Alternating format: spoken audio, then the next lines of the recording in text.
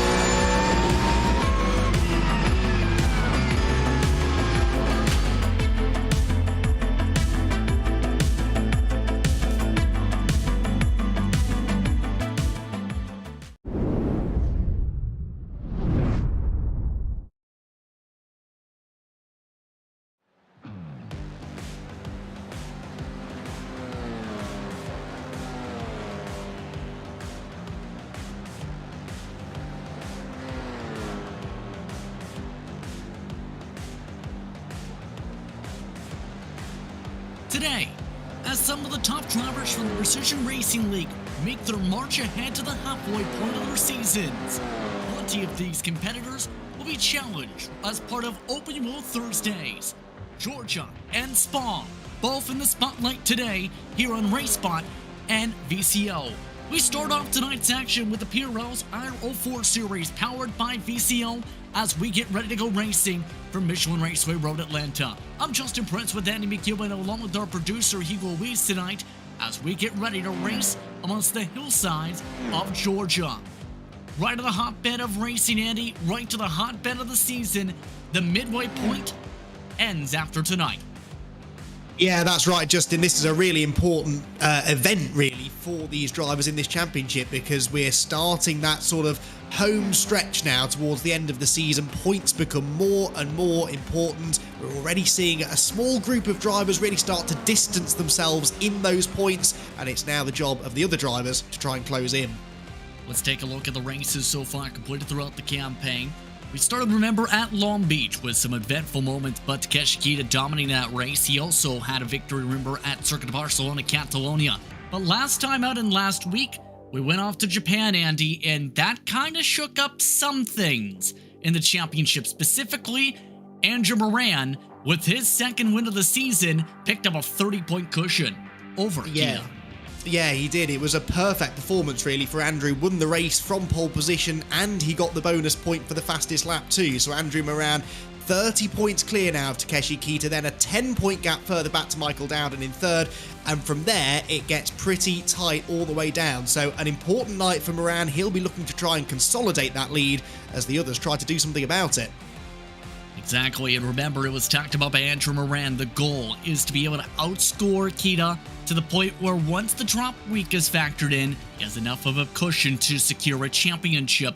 Around 55, 60 points is that magic number to watch for. Michael Dowden and Zachary Zert, as well as Mark Stevenson amongst those in solid range so far this season. Don't forget, when it comes to the team side of things, YS Motorsports Black, they've been doing really well. 2 victories from Moran on the trot so far, 6 combined top 5s. They've also picked up a pole and a fastest lap. But Screwball Racing is the team that's second in the standings, despite the 2 victories from Entity's Atomic and the results of Kita. Interesting that Screwball Racing has been able to jump up to second, despite they having a rough round last time, 22 combined points, Andy. Yeah, that's right. They've had a couple of podiums over the course of the season so far. Kevin Santana had one in the second race, so too did Christopher Richards, but really it's just been consistency for Screwball Racing, moving them up there ahead of Andy's Atomic at the end of the most recent round, but that's a pretty healthy cushion for YS Motorsports Black, and they are looking strong in the Teams Championship. Cards that go, yeah, amongst the teams, keep in mind who will be looking to try to battle for the final spot of the top 5 with YS Motorsports Gold. YS Motorsports Gold looking to try and keep up with their black counterparts with a solid run from their unit tonight. But speaking of tonight, tonight's action in part is brought to you by Virtual Competition Organization. It's also brought to you by Advanced Sim Racing, owned and operated by passionate sim racers. And Sim Racing designs and builds the sturdiest and most durable aluminum profile racing simulation cockpits available in the market today. All PRL members also get a 5% discount on ASR products. Use the Precision 5 coupon code. Racebox offers mid and high-end button boxes for sim racing enthusiasts, casual gamer, up to the most meticulous racing driver. Better priced and carefully handcrafted or button boxes in addition to any sim racing setup. Visit RaceBoxSimRacing.com and get a 5% discount. It's Precision 5 coupon code. RaceLab helps you improve your driving skills. Modern overlays, race statistics, and AVR integration. Best out of iRacing. Start using now for free at racelab.app. Buttkicker products include incredible immersion and bring realism to every game. Your nuance enjoy, put yourself in the driver's seat. Mecha Sim Hardware is a small company from the Czech Republic. Their goal is to produce high-quality sim racing hardware. If you're looking for a high-end pedal set, handbrakes, or sequential shifter, visit Mecha Sim Hardware's eShop now to get you up to speed. Ready to compete against the financial markets? For more than 60,000 users across the globe, NinjaTrader provides award-winning trading software and brokerage services. TraderZoll is free to use for advanced charting and backtesting, along with trade simulation. Visit NinjaTrader.com and get started with the risk-free trading simulator and start tracking performance. Let's start tracking how in turn things are going in qualifying, because there have been several twists and turns in this session. Andrew Moran currently leads all drivers in qualifying with a 120.666. Lucas Hill, Takeshi Kita, Kevin Santana, and Nick Horvath the top 5. Corey Precker, though, having one of his better qualifying runs the season so far, Andy, is currently 6th, the first of the 121 times. Yeah, absolutely. Good to see some new names finding their way to the top of the times. And Road Atlanta will do that sometimes. It's a bit of a specialised circuit, I find. Some drivers just really gel with this track a little bit more than others. It requires full commitment. As you can see, the speed particularly that needs to be carried through this first sequence of corners, really working your way uphill towards turns 2 and 3, over the blind crest, and then even more commitment required down through the dip, the track winding right, left, right again. Set yourself up for turn 5, and some drivers just seem able to wrap their head around that sequence of corners better than others, and there is so much lap time to be found there. Checker flag already on the session. Drivers qualified for the past 20 minutes. Everyone did set a time this week. The RL4 is out of the 30 entrants. And before these drivers start to take the checker flag on some of their laps, Andy, how do you expect this race to go at a track like this? We were talking especially about how many cars could turn around in turn 5 out of the S's. Turn 5 is always a trouble spot here, isn't it? Especially on cold tyres when everyone's really congested on the opening lap. I also expect this to be a hot spot too, down at turns 10A and 10B. This is by far the best place to try and pull off a pass. I think the slipstream down that backstretch is going to be really powerful in these IRO4s, and we'll certainly see a few optimistic lunges up the inside there. Hopefully the drivers are well aware of their surroundings and can avoid banging wheels. But all the drivers completed their runs that time. Corey Precker, 121.185, does not improve his time. In fact, most drivers, except for Neil Alexander, have completed their qualifying runs for the start of tonight's race. Tonight's race in turn 25 laps, 35 minutes. How do you expect the passing to go in about 24 seconds time when this get gridded up and get to the green flag? Yeah, Ted Road. Not the easiest of places to pull off a pass. There is the one clear opportunity down at the end of the backstretch at 10A and 10B, but really much of the rest of the track is single file, and that can be tricky in these high downforce single seaters. Dirty air can be a factor, and that will make following other cars closely a bit of a challenge. Drivers have taken the checker flag now for the full completion of the qualifying session. which means it's time in a few moments to see how the 30 drivers will line up for tonight. Andrew Moran starts on the pole tonight in turn, with about a 10th plus over Lucas Hill. It's Hill's best start of the season for karts that go yay. Takeshi Kita starts in third alongside Kevin Santana. Kevin Santana last week not pick up any points as he took his first drop, and only drop of the year. Nick Horvath and Corey Precker are the top 6, with Zachary Zert behind them with Michael Blaze. Remember, Blaze was a contender at one point amongst the top 3. Michael Dowden and Joseph Homan in his second start in this series. It's Christopher Richards and Jake Vasconcelos. Lucio Vargas and James O'Brien qualify for a second straight week, this time only 14th. Gavin Ray, Austin Harris, along with Kevin McPherson, Justin Johnson, the mid-pack. Behind them, Brendan Bigtill. Keep an eye on how he charges through this time, trying to bounce back from a big crash last week. John Mulholland alongside him. Thomas Coyle, Marcellus Birding, along with Neil Alexander and Barry Cochran, the back portion. The final drivers to start the grid tonight, Gore, Saba, along with Buckley, Owen McLaughlin, Hebert, and Winter. 30 entrants today, here from the state of Georgia. Moments away from this Peachtree State, as we see how the drivers fare out a hot racetrack for these 30 drivers, Andy. Yeah, absolutely. Ambient temperature 71 Fahrenheit, which means the track temperature is ticking towards 100. That's going to be a real challenge for the drivers over what is a reasonably long race. So managing the tyre temperatures throughout that race is not going to be easy. I'll tell you the other thing that won't be easy here, Justin, and that is beating Andrew Moran. He is the first driver to take a second pole position this season. He did exactly the same a week ago, and he'll be aiming for another win. The drivers are ready. Are you ready? It's time for the PRL's iRacing 4 Series, powered by VCO, to go racing from Road Atlanta. Green lights are out. The drivers are underway from Georgia. Good start for Moran, side by side, second on back. How about near 3 wide, in fact, on the run to turn 1? Moran able to get fully clear, near contact with Santana. Up the track goes Hill. Hill loses 3 spots in a corner. One driver loses them all. One to the grass is Joseph Holman. The rest of the field for the first time goes to Yesus and near contact in the battle for third. Yeah, generally clean though through that really tight, twisty section of the racetrack. Look at the lead already though at the front of the field. Andrew Moran trying his best now to get his head down and pull away at the front of the pad. The black car there, Lucas Hill, right in the thick of the action in 5th place, but the pack really separating after those first few corners. Drivers 21st on back, spinning out at turn 5. There's Gavin Array. Thomas Coyle has also gone around in the same section. The rest of the field is making their way, with several of them going a bit wide out of turn 7. This is the main drafting section around this racetrack, up to turns 10A and 10B. Already 2x2 with several lanes trying to form with the slipstream train. Yeah, this is where we expected to see the wheel-to-wheel racing. Might we see some of that for the race lead? Because Andrew Moran has taken Takeshi Kita with him. Those two really making the break out in front. They remain single file for now. The same cannot be said further back though. Dowden and Hill running wheel-to-wheel through 10A, through 10B, and it's Dowden who gets the better of that fight for 7th place, whilst we've got our first lead change, Justin. Takeshi Kita takes the first lap, led up at the stripe to the inside of turn 1. Moran lets him have it, now tries to think about the cross. Has to go to the right side, heading up to the S's. Moran makes contact. Moran slides off the track. The points leader crashes. Nick Horvath collected, and there goes the majority of the top 5.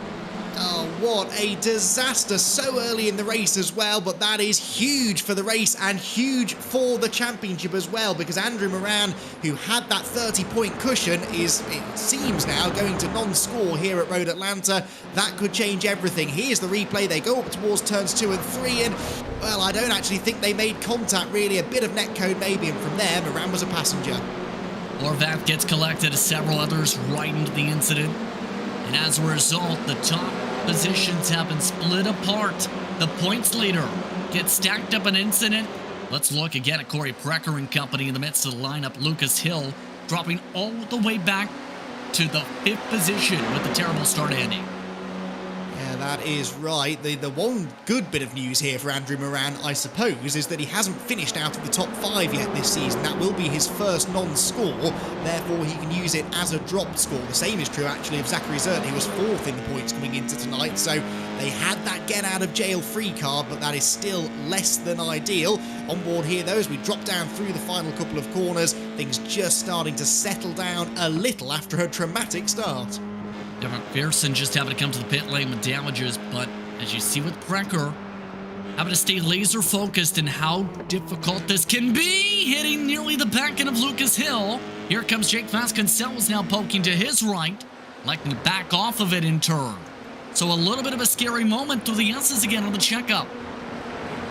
Yes, it happens so quickly, doesn't it? The reaction times required to avoid running into the back of someone in that situation have to be lightning fast, and thankfully Corey was up to the challenge. He, though, is now starting to feel the pressure from Vasconcelos behind him in 7th. This whole train of IR04s making their way off turn 7, and I'm sure with that draft up the hill, we're going to see a bit more side-by-side action between this group. Precker could be a bit of a sitting duck here, not really close enough to Lucas Hill ahead to get a meaningful draft, and I think that Jake Vasconcelos will see his chance now to get up the inside.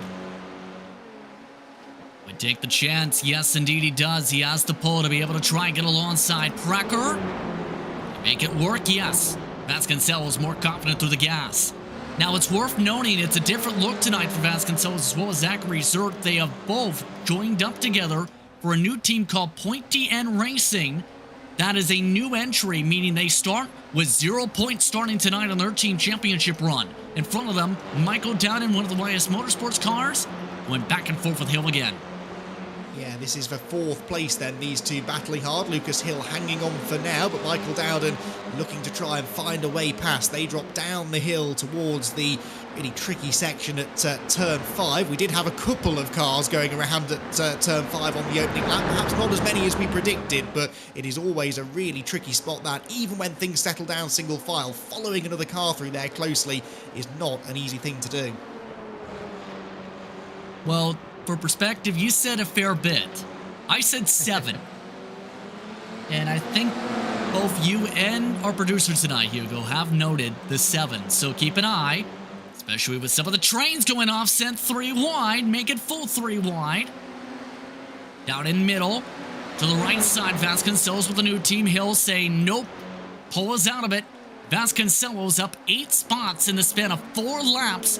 Now up inside the top 4 with this move through 10A and 10B.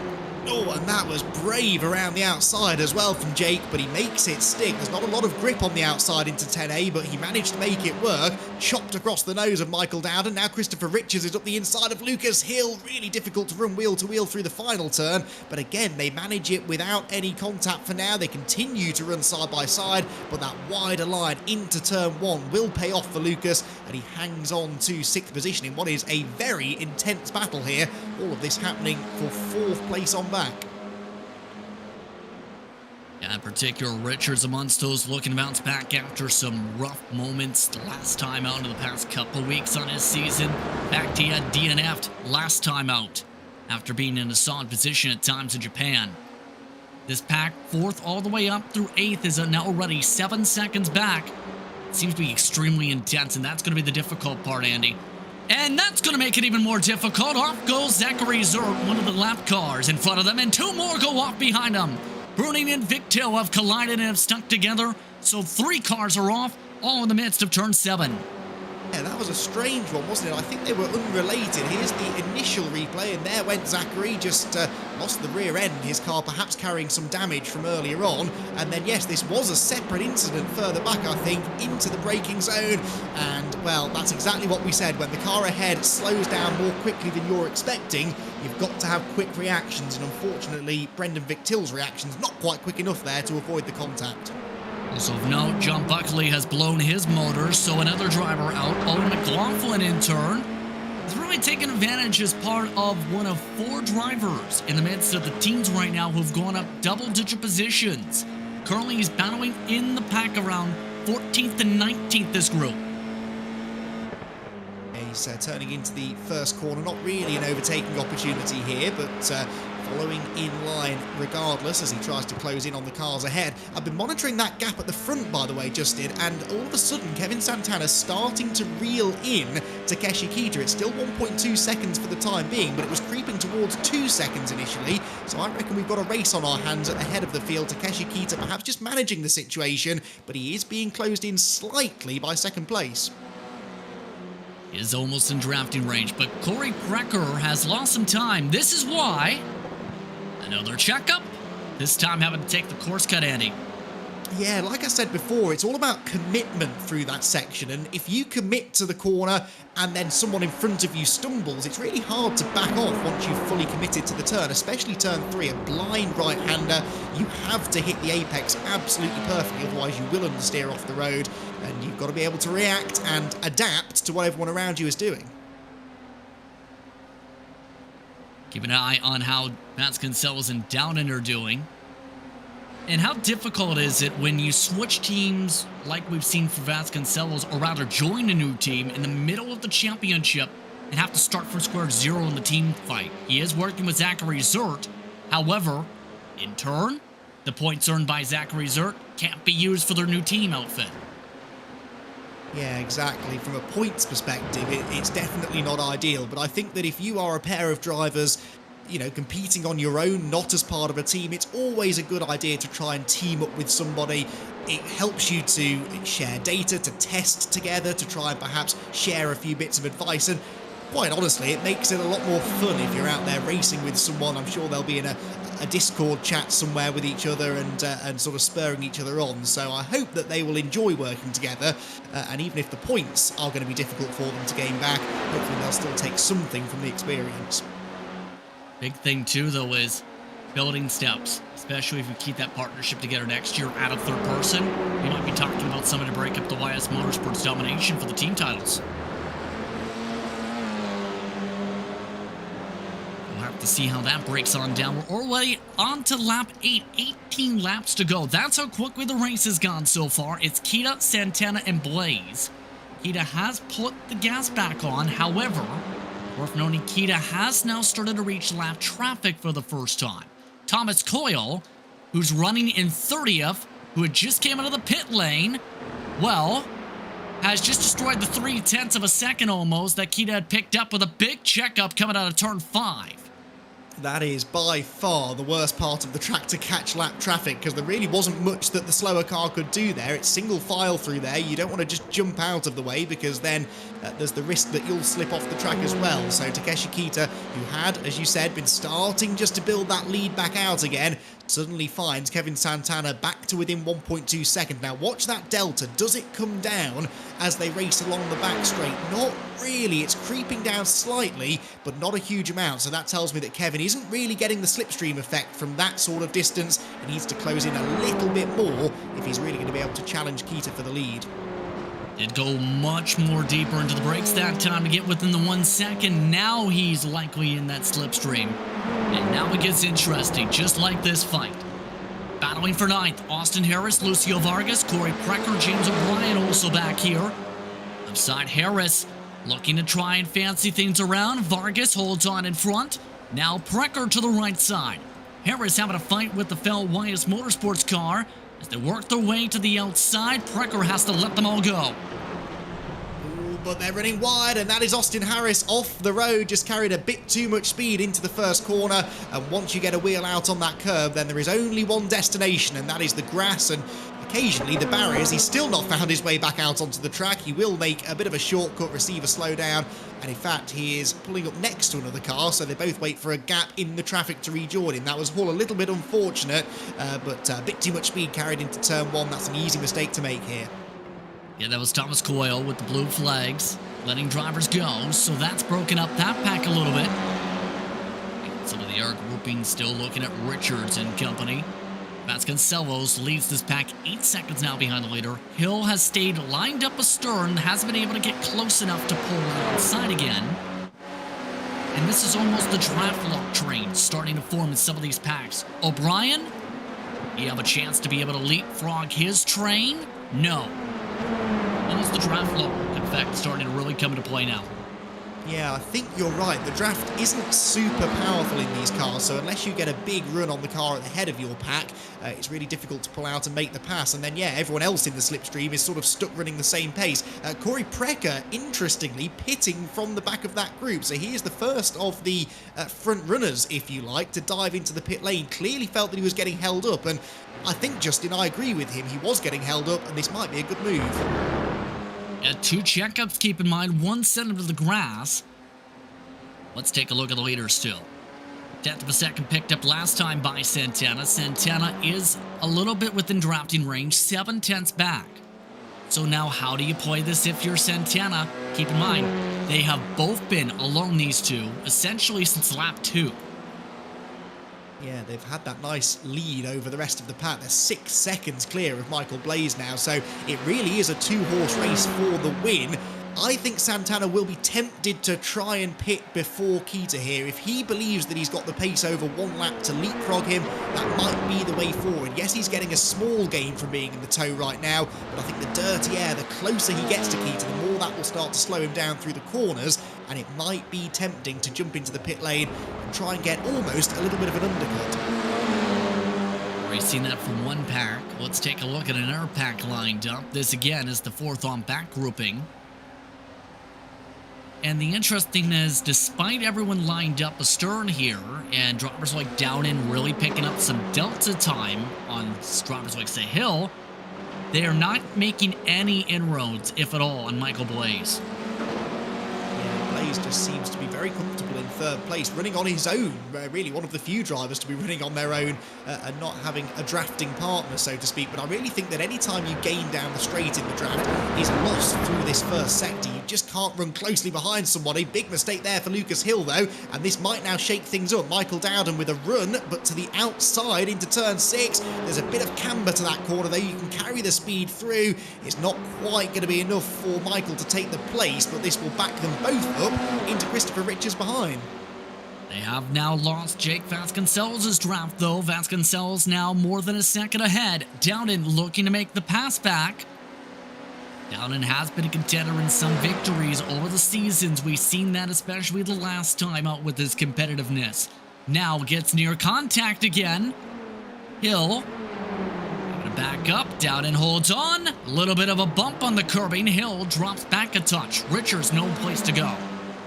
We've seen that outside line work a few times into 10A, so that's something that the drivers will be learning. You can hang on, even if someone gets up the inside heading down the hill, and that is a valid way to defend, which is exactly what Michael Dowden did, and that loss of momentum for Lucas means that Christopher Richards is right on his tail. They make their way back up over the hill through turns 2 and 3. Lots of curb taken through the right-hander. These IRO4s do seem to handle that curb pretty well. I've driven some cars in my time around Road Atlanta that do not like going anywhere near that curb, but these cars really seem to ride the bumps pretty well. Yeah, no major shakeouts from turn 5. The count last checked was still at 2 in that section. Compared to the prediction, numerically at least at 7. We are reaching the halfway point this upcoming time around so far in this respective action. But happy with us here on RaceSpot and VCO for tonight. Dowden trying to find a way to get back within the 1 second gap to get to Vasconcellos, and it takes the work of being able to stay in tempo. Now Dowden goes defensive. Hill taking the run. Make the pass. No. Dowden louder on the gas. Now Hill louder on the second portion of turn 10 A and B. Side by side down the hill, and you got Christopher Richards behind as well. They were both leaving each other so much space that they almost both drove off the track on either side, but we do get Lucas Hill ahead of Dowden now. Finally, Dowden back up the inside at turn 1 from a long way back, and that will slow him on the exit. Here comes Christopher Richards, all about momentum through that corner, and that was really not the smartest move to try and make for Michael. I think he had a stab at getting back up the inside. It was never going to work, and in the end, Christopher Richards able to take full advantage. Tower Gore coming in this time by to open up the halfway pit window. Of note, James O'Brien, Lucio Vargas have also now, knock knock, have closed on into the fight because of all the bumping and urbaning amongst these cars. Up for the lead. Santana still not able to make a move quite yet on Kita. Does he make it this time? It's down to 2/10, coming down the hillside through 9. Already key to defensive, Santana blips the throttle. No move for Santana yet. Getting so close, but he just needs another car length really coming onto that straight, and I think eventually he'll realise this isn't going to work. He's not going to have an easy time passing Takeshi on the track. The only way to do it might be to come into the pits, but neither of them blinking yet. 14th lap of the race beginning, so we're into the second half of this 25 lapper, and it's absolutely nip and tuck between Takeshi Kita and Kevin Santana. Santana, of course, looking for his first win of the season, and it could be an important one to get himself right back into this championship fight. Michael Downing, by the way, into the pit lane this time from the top 7 or so. So, lead cars are pitting. Here's a look at what happened, and it's number 3 and 4. Feeling when you said that we might get a few more on the list before the end of the race, and are we going to get a 5th? Yes, we are. That's the 23 car going around. In avoidance, Thomas Coyle that was, who came across a stricken car in the middle of the road, and in reacting to that and trying to avoid it, bounced over the curb, and around he went. Now then, lead battle over the hill, and this, I think, is Santana's best chance yet. Santana taking the preferred line to the left side. A huge run. 138 miles an hour, 2 miles per hour quicker now to the braking zone. Santana tries to go a little later on the arc. Santana with the lead. No crossover from Kita. Kevin Santana, new race leader. And that is why I'm a commentator, not a racing driver, because I didn't think Santana was going to get that done on the track, but he persevered lap after lap after lap, got closer and closer and closer. Now can he hang on though, because Takeshi Kita is right on his gearbox as they turn into the first corner, both of them inch perfect on the line, and we'll see actually from this onboard perspective how difficult it is to follow through these corners. You can see Takeshi's car picking up a bit of understeer as he went through turn 3, and that just allows Santana to pull an extra couple of car lengths. But if Takeshi can stay here about 4/10 back going onto the back straight, he's got a chance to do to Santana what Kevin did to him a lap ago. That's a critical part of all this. Of note, Austin Harris has just towed his car. He had been running as high as the top 10. This is why I don't think I've seen someone hit the bridge before. That's a tricky one, isn't it? Just dipped a wheel onto the curb coming out of the chicane at 10A and B. Here comes Kita though. He's in the slipstream, definitely close enough to get alongside Kevin. Which side will Santana go? He's going to stick to the right. That's interesting. Not moving left to defend, but also interesting. Kita seemed to breathe off the throttle there, so didn't want to get up the inside, didn't want to take the risk of running wheel to wheel. Perhaps Takeshi thinking about the points, realising that second place is not a bad place to be. See how this plays to 10 laps to go this time around. More circuits to be able to work things forward. Santana holding on to the lead for a second straight lap. And now we have to see when they come in, if they come in together. Keep in mind, they have an 8-second buffer over Michael Blaze, 11 seconds for Jake Vasconcelos, as most of the other packs have broken up except for Hill and Richards, Holman, and McLaughlin. Through turn 5 once again, Takeshi Kita trying his best to get back at Kevin Santana. You can see Kevin's made up 3 places from where he started. Jake Vasconcelos, as we covered earlier on, 8 places gained. And of course, those further back benefiting because some ahead have started to pit. But right now, all eyes on this lead battle. And Kevin Santana, having got into the lead, just can't break away from Takeshi Kita. Kita is even closer this time. Now, a lap ago, Takeshi looked as though he was happy to sit in the wheel tracks of the race leader. This time, though, Justin, he goes for the move. Much closer. Now looking for the chance. Dead even, heading to the braking zone.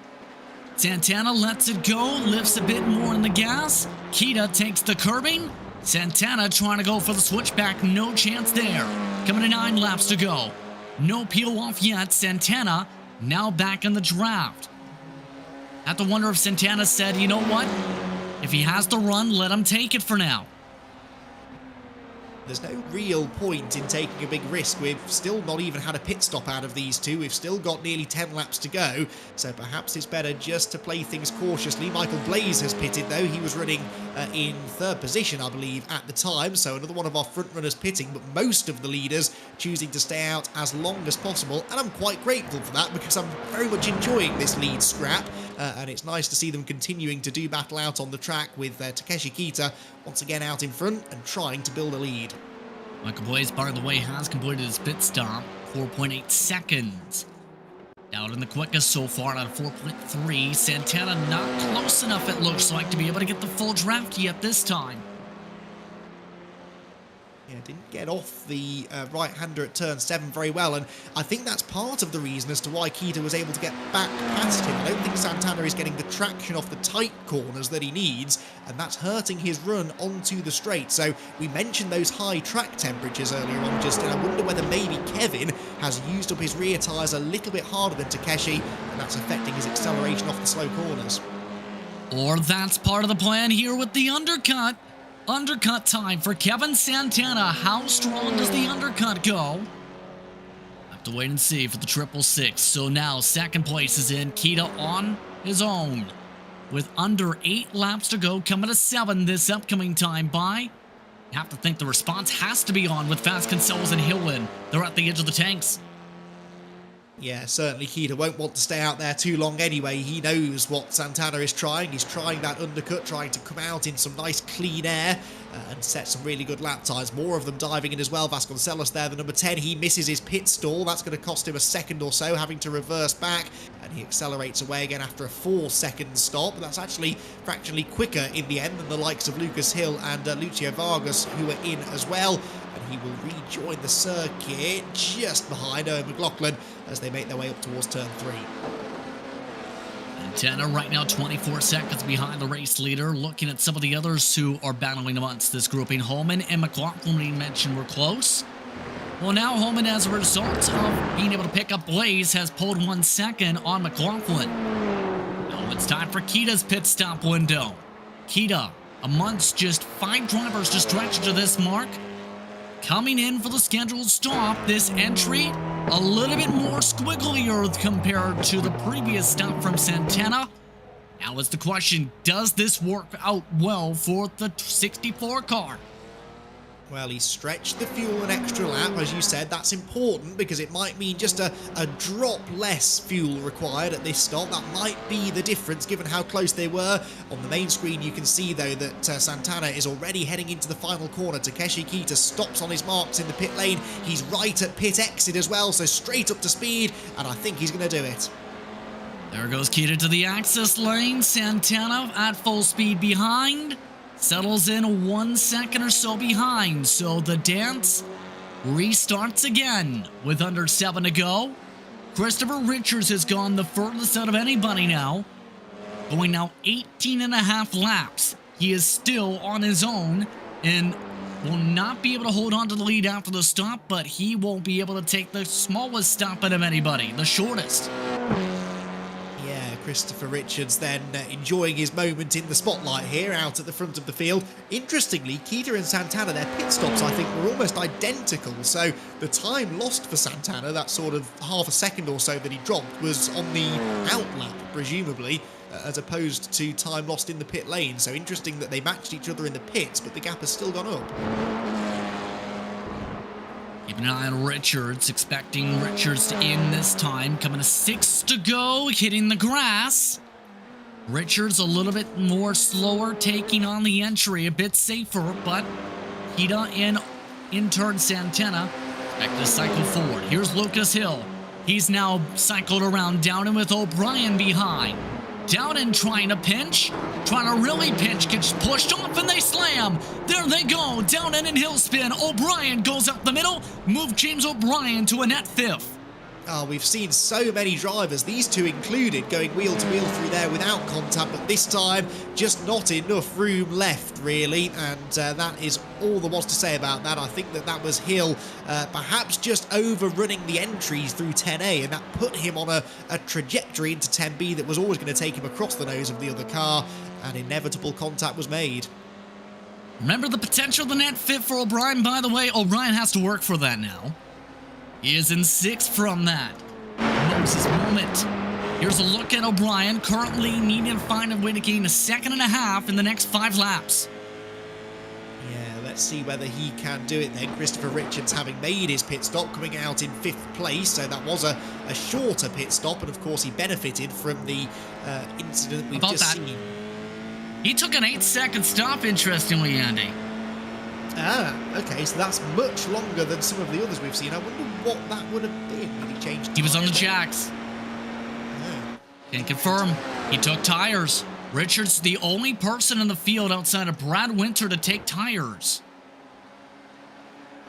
Well, it clearly felt that it was worth the time loss in the pit lane, but over such a short run to the flag, I don't know if that's the move I would have made, but let's see if it works out for him. 5 laps to go. 5 to go. O'Brien is already knocking on the doorstep. Defensive move from Richards down the front. O'Brien stays to the preferred line, tries to take the sweeping arc. Richards slides up the grip. Up to the S's, O'Brien takes a peek, goes back single file, and here he spins himself out trying to settle in single file. Was very close, got a wheel I think nearly on the grass there turning through turn 2 and did well to catch that. So for now Richards lives on in 5th position, James O'Brien 6th. They've got a gap back now to Corey Precker and Lucio Vargas behind, with Lucas Hill and Michael Dowden all inside the top 10, but this really is one of the closest fights now within the top 10. The pit stops really stringing the field out. At the front it's a 2-second lead now for Takeshi Kita, and they are 12 seconds clear, and Michael Blaze in 3rd place.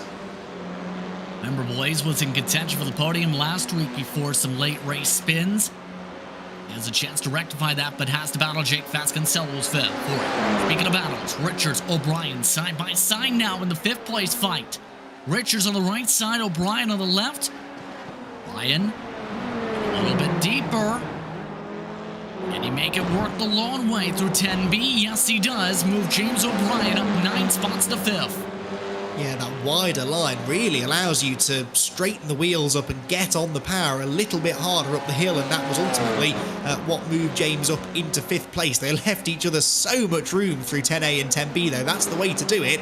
Always try and leave the other driver more space than you think is necessary, because otherwise it's so easy to tangle wheels in these IRO4s, as we've seen a few times already in this race. A little bit of entanglement with some of the turtles and curbing there for Richards. My Corey Precker is also within range just a little bit. Join this fight for the final 3.5 laps here, so a lot can happen in the midst of 5th through 7th. Lucas Hill and Michael Dowden, who are in this conversation, their fight dropped them all the way back to 9th and 10th. 19 cars still running for the final couple laps. It's been a busy day, and speaking of troubles, Jake Vasconcelos from 4th spot has spun, move O'Brien up to 4th. Here is what just happened. He had almost gotten up to Blaze. Yeah, I think he went, did he go around the outside of a lapped car maybe? They just carried a bit too much speed into turn 6 and, well, finds a nice gap behind the barriers. I never knew that gap was there, but he found it, did Jake, rejoined in 9th place and might have avoided contact with the wall, so the car at least undamaged, but it did look like he was put offline slightly by a slower car, and it's only those tiny fractions at that speed that can make the difference. 3 to go. Fight still on for 4 for Richards, trying to settle back down. The mistakes seem to be starting to build up a little bit for a couple of these drivers in the midst of this pack in particular, as well as now the 8th through 10th pack like that one. Yeah, we are seeing a few mistakes, aren't we? Maybe some of those drivers struggling on tyres, perhaps just pushing that little bit too hard. They know that we're getting down to closing time in this race now, only 2.5 laps to go. And as we've said already, quite a few meaningful positions are still up for grabs. That 63 car of Brendan Victil is about to be lapped by this group as well. I think that's the car that tripped Jake Vasconcelos up slightly at this part of the track. And this group of cars fighting over 4th place will catch him probably towards the end of this lap. This could be interesting. Need to reach him in the right time, and if they reach him in the wrong time, Lucio Vargas in range. Nope. Victil just decides to lift, let them go down the straightaway, let them have it fight on their own. Coming to 2 laps to go. But a close battles the racetrack. Hill, Vasconcelos, and Dowden also for 8th through 10th. They're scrapping it out. Also closing in Vargas, looking to try make it a 4-car battle for the 4th spot. Drop down through the final turn towards the line again. 2 more laps to go. And this fight for fourth still as intense as ever. James O'Brien hanging on. Christopher Richards, though, has been there or thereabouts all race, and Corey Precker has done really well to gain a few positions since the early stages of the race, and he has arrived on the tail of these two with momentum. He doesn't really want to get stuck behind them now. He would have liked to have had a go at Christopher Richards by this point, I think, but just hasn't really had the opportunity. He knows that Richards is also getting a draft from the car ahead, and that's going to limit Corey's opportunities to make a pass. Remember, Corey Precker is on the contra strategy. He elected to go for a massive undercut. He'll have to finish this race on 16 total laps on that fuel tank. Now he's the closest he's been to be able to try and make a run on O'Brien and Richards. Look at how up on the wheel he is, coming down the straight. He's in the draft, but Richards also getting a smaller draft from James O'Brien. Is Corey going to get there? I think he might be close enough, but it will be a bit of a risky move on the brakes. The car's weaving around as they head over the hill through the right-hander at 9. He looks to the inside line, battle on the brakes now. Who's the bravest? Well, it looks as though that was Richards. Fractionally later on the brakes, he had the preferred line, and for now stays in 5th. And to go full lightning speed there, coming to the white flag this time around for these drivers. Kita has already taken said white flag. O'Brien looking to check out. Here's a look at Takeshi Kita. The gap has gone as high as 3 seconds in this final stint. Now he just needs about half a lap to close it. It's been a pretty strong run this from Takeshi Kita. Had that little moment earlier on with Moran that put the championship leader out of the race, and then had to fend off Kevin Santana as well. The pair trading the lead a few times through that middle portion of the race, but really it was the pit cycle that made the difference. Kita able to build a gap and hasn't looked back since. In back of the Vasconcelos down in Hill battle. Hill had just recently been squished off, nearly going up to the yeses in the battle for that spot. But Kita picks up one final whiff of draft off Kevin McPherson. Lap traffic. For the 3rd time in 5 races, Takeshi Kita will take the checker flag to win the PRL's Honor 04 Series. Powered by VCO this time, he does it at Road Atlanta. Second to Santana. Blaze just about secure for 3rd, not so secure as 4th. Richards still looking on the right side. Left side, O'Brien. Richards hits O'Brien off the track. O'Brien holds the grass. 3 wide in the battle for 4th as Precker dives to the inside. Precker watches and bubbles. Up into the grass goes Richards, and Precker takes away 4th at the checker flag. Let's go, says Precker. I think he's happy with that, and rightly so. That was brilliant racecraft from Corey. He read that situation absolutely perfectly. He saw them banging wheels coming out of 10B, saw a gap on the inside, and I knew then that he wasn't going to lift for the final corner, kept his foot in it, and just fully committed to the move, and it was squeaky clean as well. Brilliant driving that from Corey, one of the highlights of the race for sure. Able to just hold on at the line for 4th. By 5/1,000ths of a second unofficially to the nearest 3rd decimal point. Just waiting on the final, the 2 drivers can cross the stripe in total. 16, make it 17 of the lead lap. McPherson, the last of those technically, has just crashed.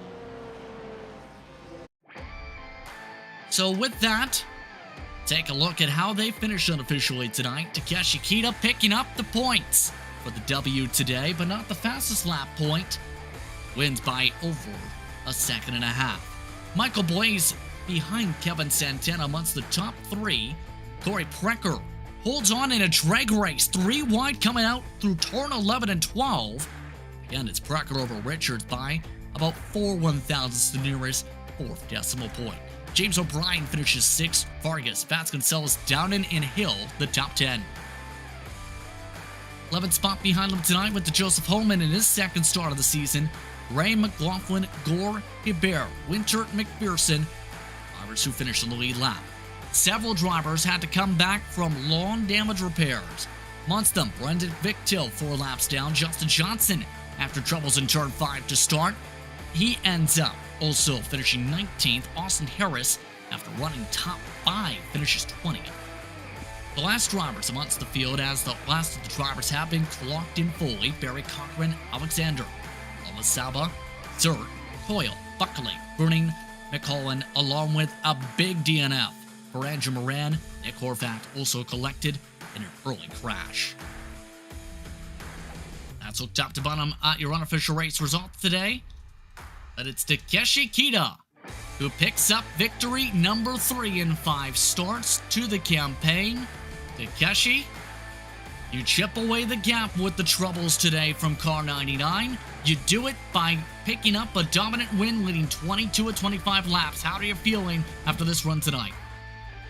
Well, it feels good to win, but I got to admit the contact on the second lap it was very bad. I don't know if I haven't seen the replay, and I don't know if it was my fault or not. But I was expecting a good fight with Andrew.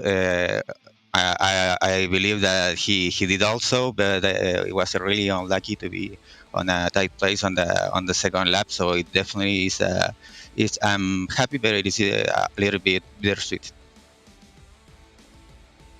Now, something that was picked up, there was some air between two cars. I'll let you review that post-race yourself, though, to be able to pick up your conclusions. But tonight, how would you describe the race in turn after that respective trouble spot? Because Santana then had to mow you down. Yeah, well, he was really fast. He catch me, he passed me, and I was able to hold on just because of the draft. And then luckily the pit stop came favorably for me. I got a little bit of a gap. I think it was like a second from him, and that helped me get to the end. So with that, pending how things go in turn with what happened between you and the 99, may or may not be the points leader after tonight without the drop week factored in currently. So now that brings up the question and thoughts now for the second half of the season, knowing it's between you and Moran, especially knowing it's been a busy season of back and forth between you two. I just hope that there are good races until the end. Keeping it simple. Yes, I just want to have fun with these guys. Well, thank you very much once again for the time. The next race, keep in mind, Montreal. Congrats on the win. Thank you, guys. That's Takeshi Kita picking up the top step of the podium tonight. Victory and officially picking up another about 35 plus points. Kevin Santana came close to picking up a win on top of his fastest lap. He finishes second. He's with Andy. Yeah, Kevin, thanks for joining us here in the broadcast booth. Well, we really enjoyed watching that battle between yourself and Takeshi. It looked at a few points like you might have what it took to beat him, but just lost a bit of time there in the pit stops. Well, that and then the cut course penalty on turn 10 on lap, 22, 23 got me.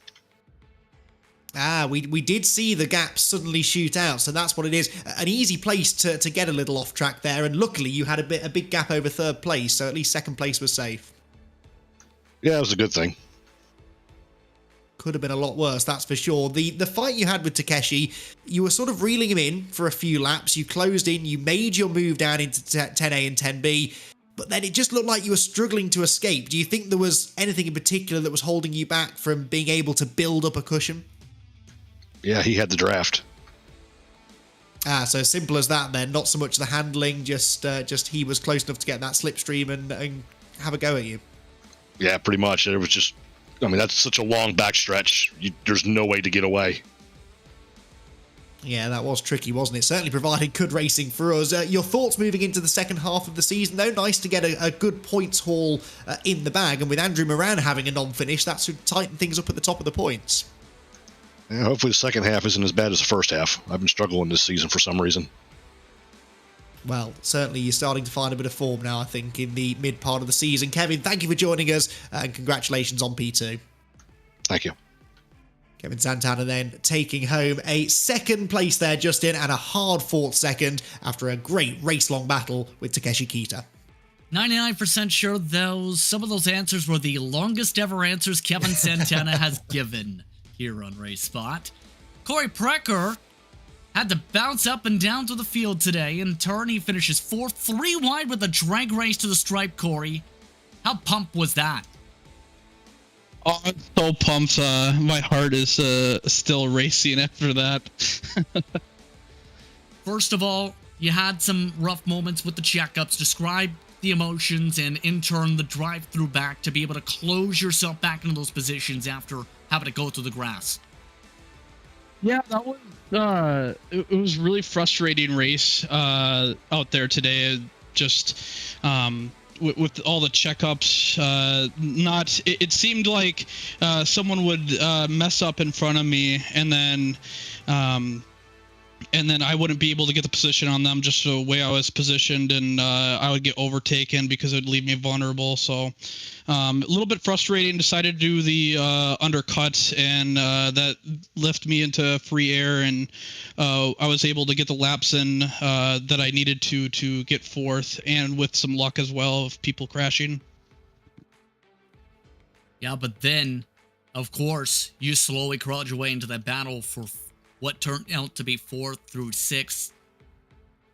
How would you explain the chess match moves you had to make there? Yeah, I was just hoping that they were going to go too wide into that chicane right there, and which they did, and I was able to get better traction and better line going through there, and that led me to overtaking 2 cars at the line, so worked out in my favor. Well, congratulations on the top 5 tonight, Corey, picking up the 2 spots gained, but in turn doing it in style. Thank you. That's Corey Precker. Very happy with the 4th place run tonight. As mentioned moments ago, the next race on the docket is approximately around the week of February 2nd. That will be at 8:40 p.m. It's Circuit de Villeneuve on the docket. 21 laps from Montreal for a morning in-sim race. Be sure to tune in here on RaceSpot and VCO. But on that mark, it's time to change the pages over from the Aero 4s over to Formula 3 competition. Welcome to part 2 of Open Wheel Thursdays. The PRL's Formula 3 series, powered by VCO, is taking a spa day. Circuit de Spa-Francorchamps is on the docket tonight. Its top drivers get ready to see if they can handle the draft down the Kemmel Straight and the technical portions around sectors 2 and 3, Andy. It's been a Grand Prix-filled schedule that continues to halfway. Yeah, absolutely. What a fantastic schedule here. All began in late December, just before Christmas, at Suzuka in Japan. Then the Circuit of the Americas in Texas, followed by the beginning of our little European streak, the Circuit to Magny-Cours for round 3. A week ago, a personal favourite of mine, Brands Hatch, the Grand Prix circuit, certainly provided a race of attrition. Now we're at Spa before hitting the streets of Long Beach, the relatively new to iRacing circuit at Rudskogen, and then Twin Ring Motegi, Red Bull Ring, and it all finishes at Watkins Glen. A fantastic calendar, providing really a little bit of everything over 10 weeks. Let's take a look in turn how the championship's faring, and Max Preston, of all drivers, is leading so far. He has yet to pick up a victory, but he's been the most consistent with 2 top 5s out of 4 races. He has a 3-point advantage over Michael Kofre. Sebastian Kofre DNF'd last week. That puts him 6 points back coming into today. Youngster Hamilton Akabuisi is amidst the top 5 still. Andrew Hardman is the first driver with the DNS on the season.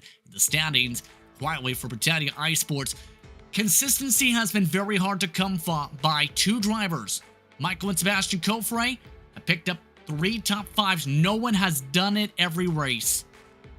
Yeah, really, the thing that separates Max Preston from the rest is that he hasn't had a bad race. His worst score so far, well, that was an 8th place finish at round 2, so he has been scoring well. Everybody else in the top 6, though, with at least 1 bad result. So that's really what separates him. You've got Tyler Pierre-Richards, Robert Ridgway, Andrew Waring, who was on pole position a week ago, so he's 9th in the standings, with Kevin Sandiego rounding out those top 10.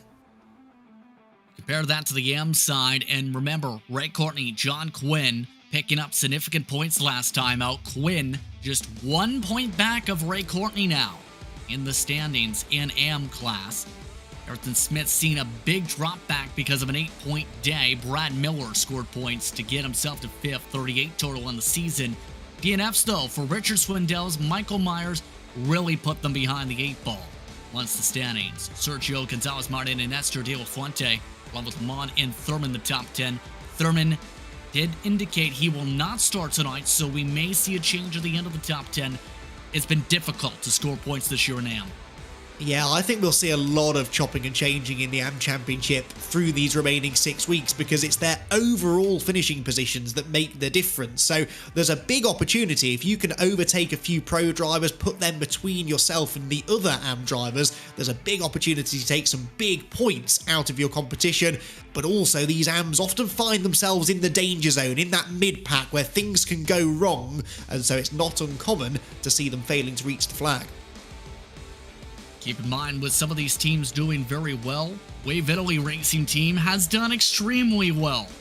2 wins, 6 top 5s combined with the Kofre brothers, all with 2 and 3 in the standings for their respective outlets, 187, 166 respectively. Dark Horse Esports and Scuderia Delta 2 with their new colors debuting last week. Right at the top 5, Atomic Racing, Britannia iSports, Atomic Monkey Butt picked up 0 points with the no start from Miles. Knox East Motorsports had their best run in the entire series this season in 9th last time out. And Rookie Esports Modern Racing prints the top 10 so far there. Let's take a look at the track. 9 minutes to go in qualifying. Juan Kofre currently leads the way in qualifying by a couple 100ths of a second. He has the advantage over Michael Kofre, or did until the last time by at the stripe. 209.7. Kevin San Diego is in 3rd. So now it's time for Boom Dop, Boom Bop. Where in the world is Kevin San Diego? He's in the 210s in time, Andy. Excellent. That's, I'll tell you what, you're a man of many talents, Justin. I never knew that. Yeah, he is in 3rd place. That is Kevin, and will come across the line there, not to improve on that most recent lap, but Kofre 1-2 right now. Juan, of course, is the one who hasn't yet got a win out of the Kofre brothers, so he'll be looking to try and change that here tonight. And here is a driver who we really focused on a lot a week ago at Brands Hatch, and rightly so. Hamilton Akabuizi was right in the thick of the battles, and he's on course here for another strong starting spot. That's during its first season in Formula 3 competition in the series. 2:11.489 the last time by for him in car 7. And as we've seen throughout the seasons here, keep in mind, it's hard to hit the ground running. He's hit the ground fairly well after being the IRL4 champion last year, the expectations. For sure, and I think it's to be expected that he will only get stronger as the season goes on. He gets more used to this Formula 3 Dallara, and he will start to appear on the podium a lot more, I'm sure, Will Hamilton. He's had 1 podium finish, that coming in his very first race in the championship, immediately followed by a non-score in week 2, but a top 5 at the 3rd round of the championship. He was in and around the top 5 again a week ago, and look where he is now, again on the outside of row 2, and pushing hard on this lap to try and improve on that. Wouldn't be surprised to see him amongst some of the top competitions in iRacing the next year or two. The projections he's showing some of these series so far in this past week alone has jumped up a few hundred iRating, going towards the knocking point for some of the elites, or towards it at least. Still amongst the 38 drivers qualifying, keep in mind, Andy. And this track is not an easy place to time up in qualifying per se, unless you, in some cases, have a drafting partner. Yeah, that's something I was interested to see coming into this session, because that draft is huge here at Spa. It's not like Road Atlanta where there's really one place where you can benefit from the draft. Here, the entire first sector is flat out down through Eau Rouge, up over Radion and the run towards Les Combes. And again here, as they come out of Corporal Frere and up towards Blanchimont, there's a back marker ahead, a slower car that just needs to stay out of the way, which it sort of does. And Hamilton goes round the outside, keeps it pinned as well through Blanchimont. And those two parts of the track are definitely places where the draft can help you. It's the middle sector, though, especially in a Formula 3 car, where you need that clean air. So I think that's why we're seeing drivers sort of going in alone in qualifying, and that will definitely have a bearing on the kind of racing we see soon. What to say? There is a lot of aero wash, you can argue, though, especially in sectors 2 and 3, because you know how you set up the speed for the first sector? You have to nail the second and third sectors in the corners with how technical they can be. Yeah, and technical is the word. You've got to get into a nice rhythm here at Spa through that middle sector, and that is very hard to do when you've got other cars around you. Of course, in qualifying, you've got the luxury of being able to find some clear space. They will not have that luxury when we go racing in 5 minutes or so, and the early laps in particular, Justin, I think will be very lively indeed. Everyone jockeying for position and trying to take advantage of that draft on the run up the Kemmel Straight. Looking over at Andrew Hardman, currently 7th, continuing some of the momentum from last week at Brands Hatch. His team having some surprises in qualifying. He kept those surprises up for the race. What's been an up and down season for the Britannia iSports cars. Doing well so far in the session again, despite no practice. Still needs to pick up 6/10 in Q to get up to the pole though. Yeah, Hartman's had a very consistent season though, really. Started off with a 4th, he had that 5th place a week ago. The 3rd round of the championship he finished in 7th as well, I believe. So he's been sort of just hovering around the back end of the top 5. Didn't race with us in week 2, which is why he's a little bit further down the points. He's already used up his dropped score, if you like, but once again finds himself in that range. 7th fastest at the moment, and he'll be coming to the line very shortly to try and improve that. 2-minute 10.3, his current personal best, and if he can find another 10th, he would move potentially up 2, maybe even 3 spots. It is very, very close from 3rd place on back. I was wondering why it wasn't at the finishing line there. This is the classic pit layout, so the timing is coming to a close up at where its start line procedure will be today, right down the hillside heading up towards El Rouge Radion. Justin Negretti currently now 13th. He's 11th amongst the pro drivers today. Alexander Rivera and Michael Broomhead, the top 2 AM drivers who have been able to jump ahead of him. Yeah, speaking of jumping ahead, Giulio Pelagio jumping into 3rd place ahead of Kevin Sandiego, so a late improvement and another driver that we can throw within that 10th of a second that separates 3rd place all the way back to, well, almost 7th place or so. It's very, very tight indeed. Justin Negret coming through towards the end of the lap then, and he will, as you said, go past the new pits through La Source and then hit the timing line going down the hill towards Eau Rouge to complete another lap here. Still 3 minutes to go, and there are still drivers out there improving, which is interesting at this late stage. Michael Colfray, for example, already coming back to the racetrack. Some drivers getting ready for one final crack at it. Or what may be for them one lap, if not, that's it for them to try and get in. That time by no lap counting for Negretti. Interesting enough, there is a new starter tonight on the season.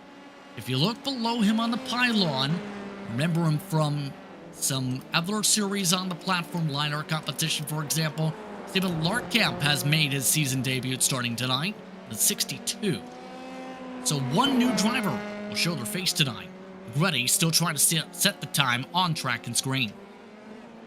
Always nice to have new drivers turning up, even if it's partway through the season. Clearly not going to be contending for the championship, but perhaps looking to get a taste for the series ahead of a full campaign next season. And Stephen Larkamp is about to begin, I believe, what will be his final flying lap of the session. He is just clear of Byron Daly then. Byron Daly, who is running 15th within his class. That's just down in 17th place in the overall standings, but only just outside of a second away from pole position. The first second takes us all the way down from pole position to 15th place Stephen Ridders. So that is boding well, I think, for a very competitive race coming up.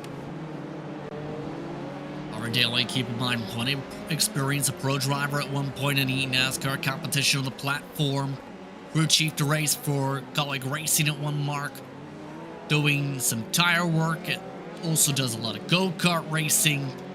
He does a lot, let's put it that way, in the racing world, especially as an engineer these days for RCR, or at least in the past year. That time, 2:11 flat, does not bump up his time from the mid-pack.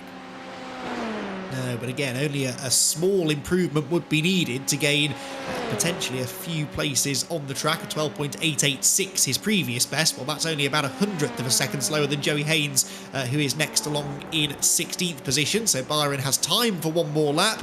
Uses a little bit of that curb on the turn into Lacombe, trying to widen up the entry. Very easy to lose the rear through that right, left, right sequence, then right up over the curb again on the exit. The car bottoming out over that one and almost losing control completely before heading into two of the most frustrating turns on the track. The right-hander at Bruxelles, where the car wants to understeer off the road, and then that really tricky left-hander at Speaker's Corner, which you carry a lot of speed through in these Formula 3 cars. Very, very easy to miss the apex and run wide. Checker flag already waving on the session, so Michael and Juan Cofre, Cabo Easy, Preston, Potts, Rivera, Broomhead, Larkamp, Daly, or it was Daly, in that list, Chablis, Myers, Carter, Duhamel, and Kings looking to set times. Daly has spun it, Potts has now gone and off track. They are dropping like flies on their last laps around. Chablis nearly spins it.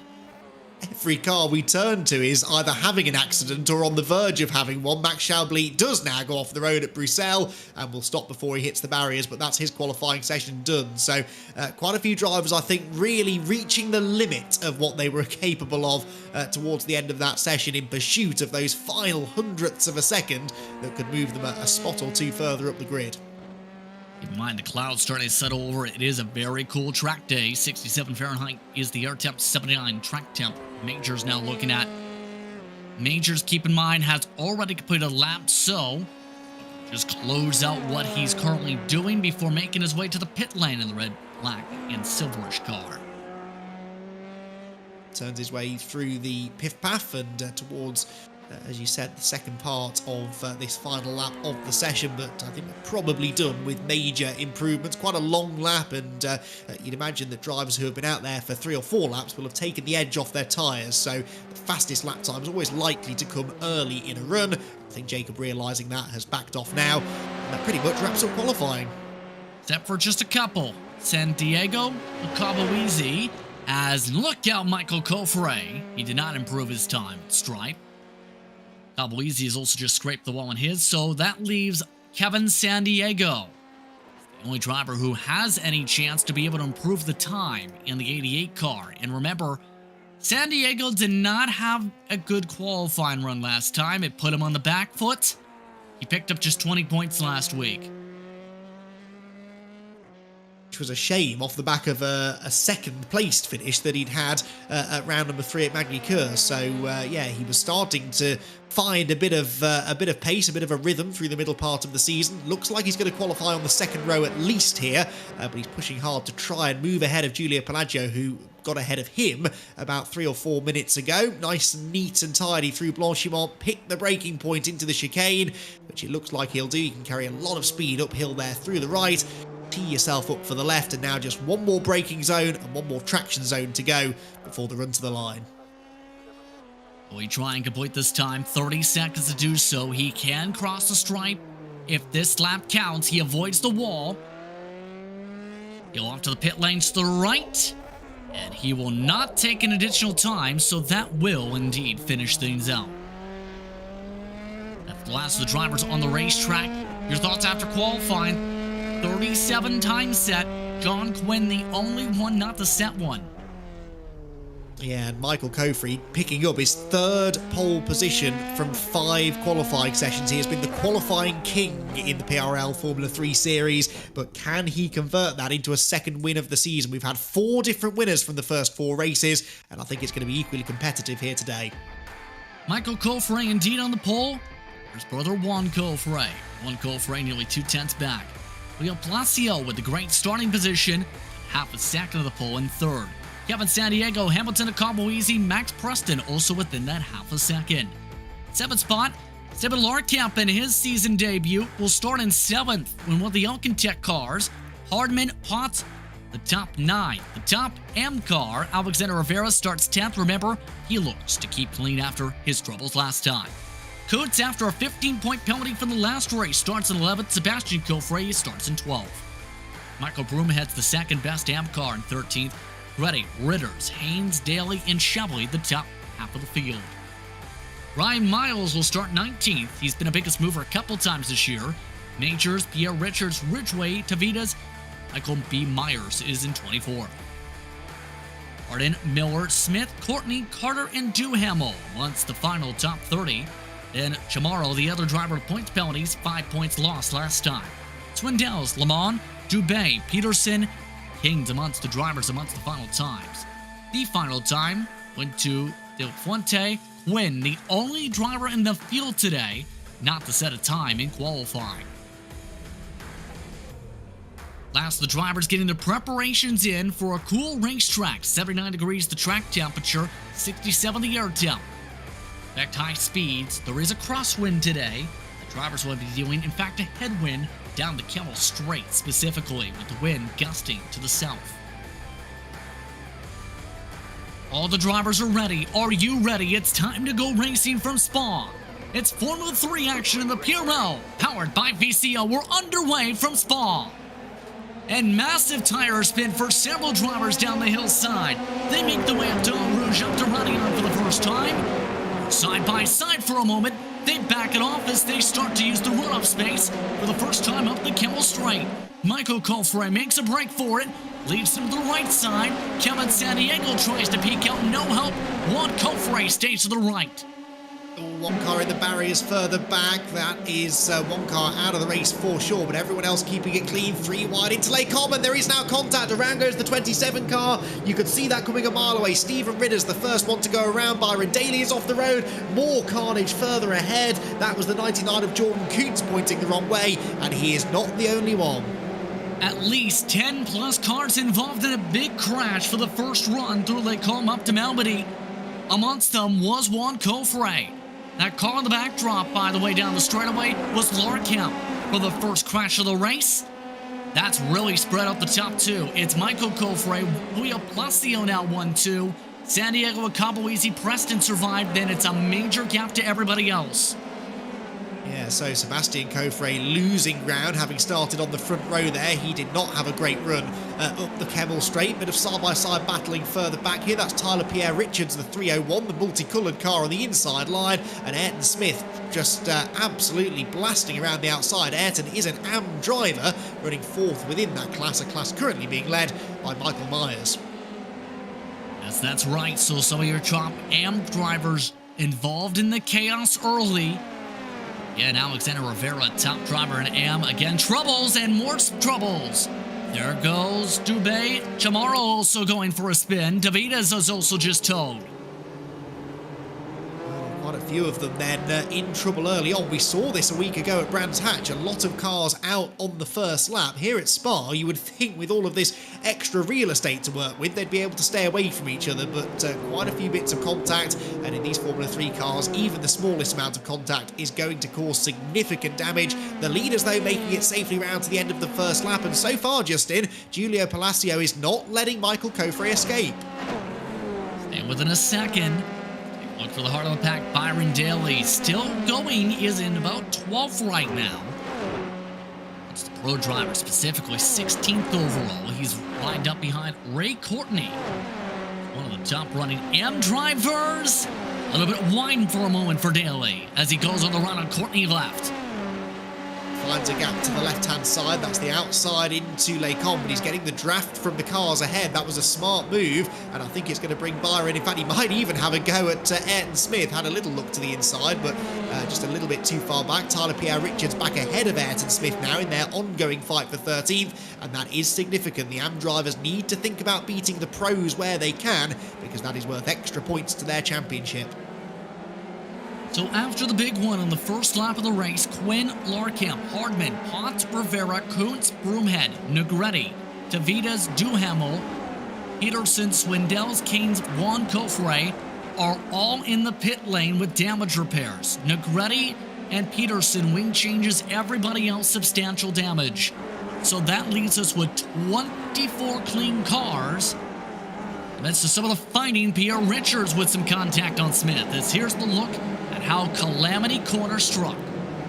Well, there were 2 or 3 different incidents because neither of those cars were the first ones that we saw going around when we saw the live pictures, and you can see the problem. There's only really space for 2 wide through there. When they're running 3 and 4 wide and someone spins ahead, there's just no escaping the contact, and as one car checks up or changes lanes, that causes more touching, and around they all went. So a shame to see a few drivers, well, a lot of drivers, having their races ruined right from the start, all through 2 or 3 separate incidents. Looking at the battle for 3rd through 5th, Preston the points leader at the tail end of it. Gabaweezy the sandwich with San Diego at the top part of the bread. Here's a look at that secondary trouble. One of the YS Motorsports cars starting, slot 87. Yeah, that was Eric Doom, who has actually continued, so he is still going. This was the contact that we caught the back end of, and the launch ramp. In fact, 2 cars launching over the gravel trap, and that was the incident that we did pick up on the 309 car, the first of Victor Chamorro, and yeah, run wide into that gravel trap, and it will bite. Ray Courtney has just had to come in with damage troubles, the 98 car. They have been one of the top AM cars. They are dropping like flies. Myers still leads that class, where Martin, Smith, and Miller. Here is why. Well, there's the jump at least on how you end up jumping into the tire barrier. Yes, and I can assure you that that little jump in the gravel trap is there in real life as well. I've seen a few drivers fall foul of that over the years and find themselves with an equally damaged race car. It's an unforgiving track, Spa. They like to tell you that you have ample runoff area here these days, but a few drivers would claim that not to be the case, and bang into the tyre wall. A lot of damage done from really a very small mistake. That was Ethan DeVita's belief there in his 2nd incident of the lap. Gabaweezy, despite the error watch, keeping up really well with Kevin San Diego, with Preston trying to keep up with both of them with the double toe. Yeah, that's right, actually. Gabaweezy, as you said, really doing well in that middle sector to stay with Kevin San Diego, and that tells me that maybe Kevin's car isn't handling quite as he would like. He should have an advantage through that technical middle sector to get a gap on Hamilton, who of course now uses the slipstream up the hill to close in. Is he close enough to have a go into the chicane? Well, Kevin thinks that maybe he is. He holds an inside line, tries to cover that inside line into the chicane, successfully does so, and Hamilton now gets into the back of him. There's a stack up. His teammate Max Preston gets into the back of him too. That was very lucky. That could have been worse. Both of them have wing damage now, though, Andy. That's the major trouble. And remember, you change the wing, that's at least an hour 5 to up to 8 seconds lost in the box tonight. That's a good point, actually. I hadn't spotted how badly bent that front wing was, so that was an unfortunate stack up through that chicane. There's Tyler Pierre-Richards, who continues to battle away with some of the AM drivers. That's Sergio Gonzalez-Martin, who's gone ahead of him. He is 2nd in the AM class, as you can see, the blue names on your timing tower, the pros, pinky purple ones there, the AMs, and they're going to go side by side through a ruse. That is not easy to do.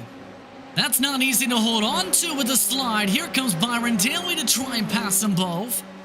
Daly up the left side, no help on the draft. Here Richards being taken 3 wide by Martin. Martin just backs out of it at the right moment as Daly, left side, passes them both. That was sensible driving from Sergio Gonzalez-Martin there. That was a low percentage move he was trying, and he realised it, and now a mistake from Byron Daly allows Tyler Pierre-Richards back up the inside, perhaps into Purcell. This long downhill right-hander. The outside line works well for the 06 car, though, and Byron will hang on. These two battling between the top 2 in AM. Michael Myers once again pulling away, as there's been a moment for Sebastian Coffray. 1 point, Sebastian was the points leader. A bit of a hairy moment with Joey Haynes. Look. Wow. That was a strange one. I can't really explain what happened. I think he maybe ran into the back of Max Preston, did he? He did hit the back end of the car in front. Well, that will do it. That will spin you around and may have damaged the front wing too. But what a mistake to make into a corner where you don't really need to get that close to the car ahead. Here's the onboard. This will show us brilliantly and, well, just carries so much more speed in. There was something a little bit strange going on there, and it definitely caught Sebastian out. Just apologized on the radio from that trouble. Keep on going. Gabaweezy has lost more than a second to Preston. Keep in mind, Preston has wing damage. Keep in mind, his nose is now not straight a bit on that car, despite the technical issues. Caboeasy's front wing itself is bent. San Diego has ditched them both by nearly 2 seconds.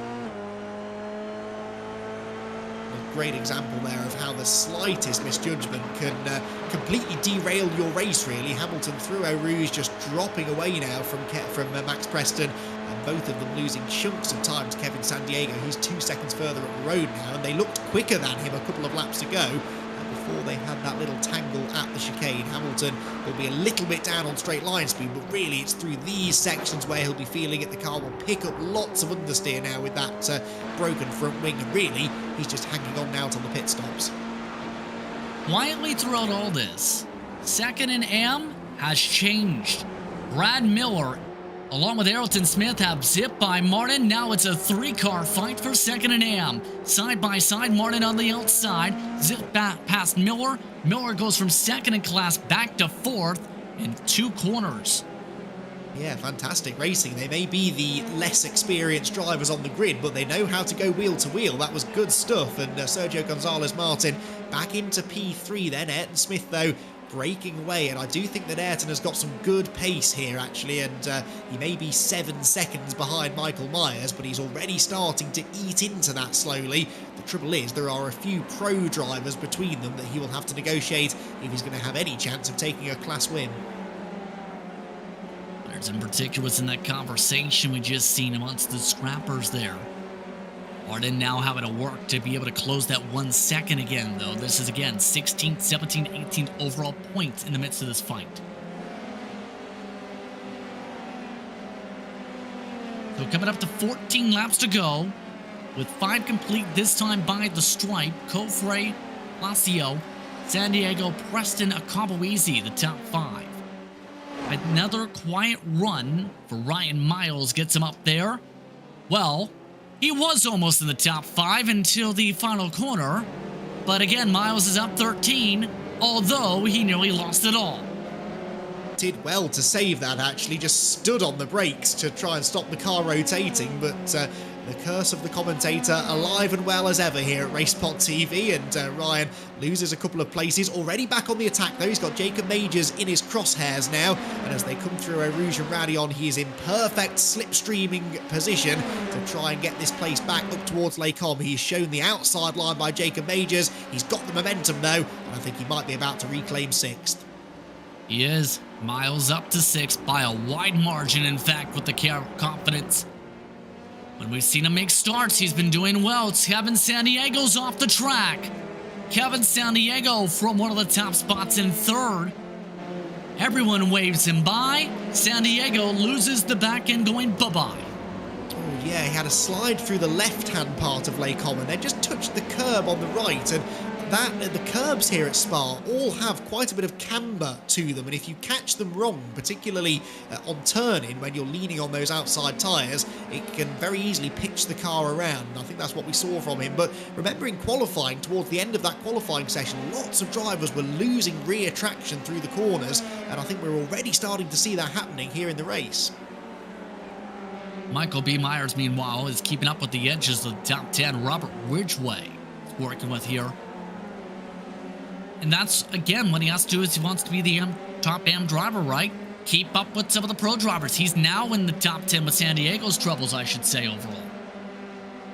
Yeah, and more importantly, really, still about 7 seconds clear of Ayrton Smith, who is lapping a little quicker, but you're absolutely right. All Michael needs to do here is just tag along with some of the pros and try not to lose too much time fighting them, but he is certainly going to have a go here, I think, at Robert Ridgway as they make their way towards the braking zone at the chicane.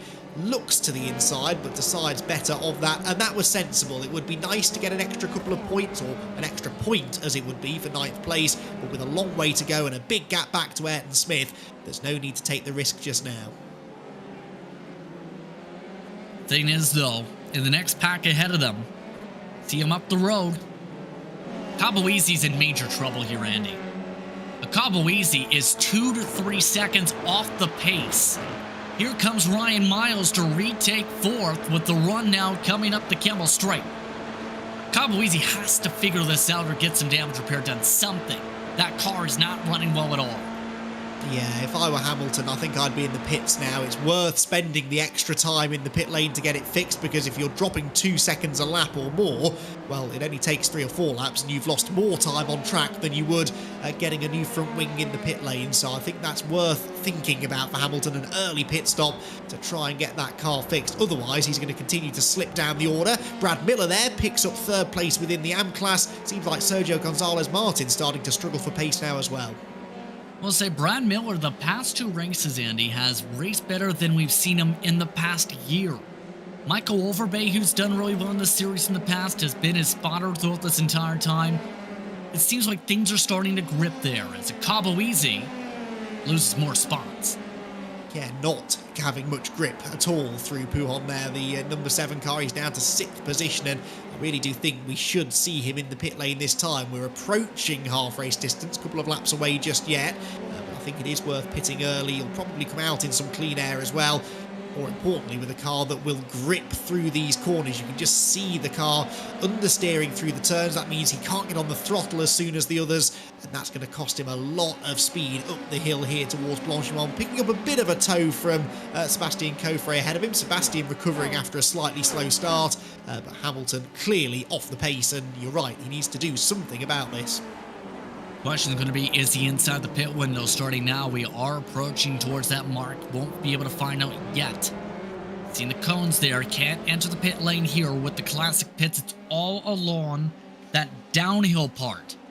And that could be even trouble for some of the drivers today with the chance to overrun the stalls. So, 12 to go. Does a Cabo Easy come in? No, he's not in the window yet. Haynes and Majors about to try and go to pass him next.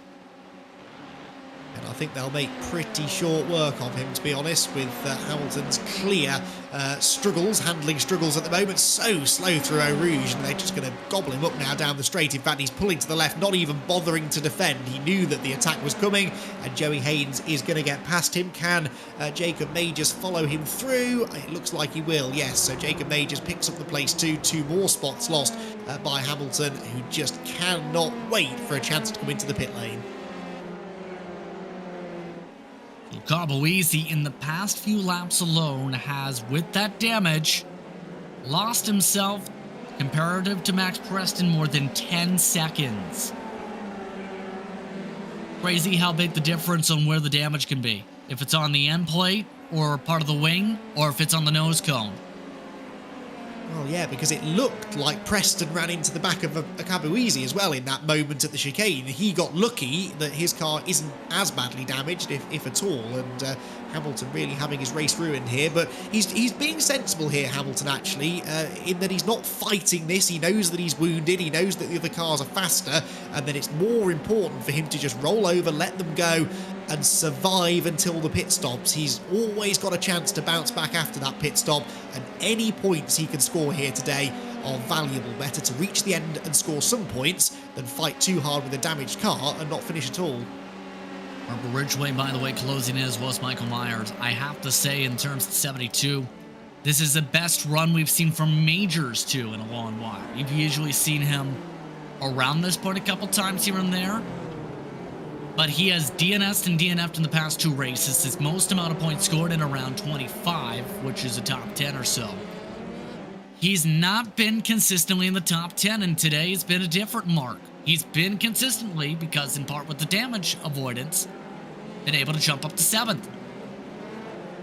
Yeah, nice to see him getting a good points day here at Spa. We are getting a car into the pit lane. It is not Hamilton or Cabo Easy, though, interestingly. That was Robert Ridgway, I think, peeling off to the right. So he clearly feels that his pit window is open a little bit sooner than everybody else, and he has decided to head for the pit lane. But yeah, good performance this for sure by Jacob Majors, and he's again handled himself really well, picking his moments to go on the attack and showing good confidence when he does. Confidence indeed today. Comes to 72. Coming up to halfway the next time by the way, or so, in this race. Coming around to start lap 10 next time. Miles and Sebastian Coffret have closed up to each other. Haynes and Majors are close. San Diego, Myers, and Cabo Easy are currently, for now, back. Here, Richard, Shapley, and Daly are close together. That are their current quote-unquote red boxes to keep in mind. They're all down the same straightaway, intriguingly enough, heading up to Pouhon. All pretty close, isn't it? As we sort of expected after the tight qualifying session earlier on. The gaps at the front, though, are just starting to stretch out now. Michael Coffre isn't a lot quicker than Giulio Palacio, but he's just a few tenths a lap quicker. The gap up to nearly 3.5 seconds now. A similar gap back to Max Preston in third. The closest battle towards the sharp end is for fourth between Ryan Miles and the recovering Sebastian Coffre, who will be still hoping for a chance of a podium, I think, by the end of the race. There are the two that I just mentioned. Ryan Miles having a solid run in fourth position right now, but he's got Sebastian Coffre starting to close in. What's fine and intriguing whenever you see the word monkey butt on the car. Yeah, it's a nickname involving the family. Talked about, been on past broadcasts. And he's, at this point, outdriving somebody who's been the points leader this season. Miles' biggest weakness this year so far has been qualifying, but he's been one of the best big movers by the end of these races. 2/10 quicker last time than Sebastian Coffre. This time by down the hillside. A little bit on the close mark. Speaking of close, Chablis, Daly, and Pierre Richards close. And Stop a Cabo easy. Yeah, finally pulls into the pit lane, Justin. That's good to see. So clearly felt that that was his moment to come in. Not at all surprised to see him pit sooner than everybody else. What a charge by Byron Daly today. Now he looks for the move to get in the top 10. Double toe, Pierre Richards not taking to 3 wide. Daly hits the edge of the rev limiter. Chablis gets out brake though by Daly. Daly, can he stick it? Yes, he can, but Chablis, preferred line now for Melmedy. Trying to get the pushback, forced to lift as the squeeze comes from Daly. Again, great side-by-side racing. Lots of racing room left by both drivers, and it means that they can continue their battle down towards Bruxelles, and they finally settle it out then with Byron Daly at the front of this little group now. Max Chablis and Tyler Pierre Richards not that far behind, and they drop down towards Pouhon once again. These three fighting over 10th, 11th and 12th places, but that number 06 car really the one on the move right now, and is into the top 10. This driving of the past few years, you can argue, in the case of Byron Daly. I want to touch back on what you said there for the previous quarter with Bruxelles as well. Run up to the corner afterwards. There's so much discussion when it comes to what some call as no name. Jackie X is one of the most recent names indicated for the corner late and prior to Pouhon. Your thoughts on that debate these days in the corner discussion with so many different names in the conversation? Well, it's confusing, quite frankly, especially for us poor commentators, but I heard a great story about that corner when I visited Spa for the first time a couple of years ago, and the locals call it Speaker's Corner because it is the first part of the track after the cars disappear through Eau Rouge that the circuit commentator, or the speaker as they would call them over in Belgium, can see the cars out of the window off in the distance, so they refer to it as Speaker's Corner, and that has sort of stuck. Even as the official name has changed over the years, that one has remained amongst the locals, and I quite like that. So Speaker's Corner always the one I go by, but honestly some of these corner names change all the time. I noticed on a visit to Spa last year they have officially changed the name on the signs now of the chicane. It is no longer the bus stop, just the chicane, which is a little bit disappointing, I have to say. You have to always stay ahead of the game almost when it comes to that respective side. First time I've heard of the term Speaker Corner for that respective section, I will admit. The corner, again, for those listening and referring to, is the next corner on this racetrack. We're just past halfway. Time to hear the speaker for these corners. Yeah, really tricky corner as well. You can see them running on that curb turning in, and that really does unsettle the cars. I've had a few moments there in my time on iRacing, that's for sure. Thrown away a few races at that corner. It's a fairly simple looking 90-degree left-hander, but in practice, a very, very difficult one. And a lot of people, when they talk about Spa, Justin, they talk about Eau Rouge, they talk about Raidillon, they talk about Blanchimont perhaps, but every single corner on this circuit presents its own challenge, especially when you're on the limit, as the drivers are today. See when the drivers elect to open up their pit windows, now coming at 8 laps to go in this respective race today. By the way, in the midst of this battle we've been watching, Sebastian Coffre is indeed in front of Ryan Miles. That was after he ran a full second plus quicker than Ryan Miles. But still a good run for Atomic Monkey Butt today, after no points scored last time out. 31 car. Continuing to put up the wheels again. He's one of 4 out of the 5 drivers in the top 5 who are B licensed competitors, interestingly, in safety rating. Michael Coffre, the leader, has opened his window. He's in. Interesting, and Palacio and Preston both staying out, so I'm intrigued as to why Michael has come in early. Perhaps if he makes it onto the podium we can ask him after the race, but Michael Coffre with an early pit stop when he was in clean air. He was pulling away from Giulio Palacio and now runs the risk of coming out into traffic. That is always the lottery with these pit stops. You can see him plummeting outside of the top 10 now because really no one else is coming in. Max Shabley has pitted. Something's wrong. Michael Coffre has sped. Michael Coffre, the dominant leader, is now out of the conversation. He sped at the yellow cone. Take 114 out of the fight. Wow, these are the mistakes that can cost you championships. Remember, he's already had a bad result at Magny-Cours in round number 3 where he scored just the single point. That was his drop score. And look at the time that he's spending, 45 seconds in the box, over a minute in pit lane. That's Coffre well and truly out of contention. That's about 5 seconds of fuel, 40 seconds on the speeding penalty. Speeding tickets are costly here, and that really costs him a chance to win this race. It's now in Giulio Palacio's hands with about a 5-second lead nearly over Max Preston.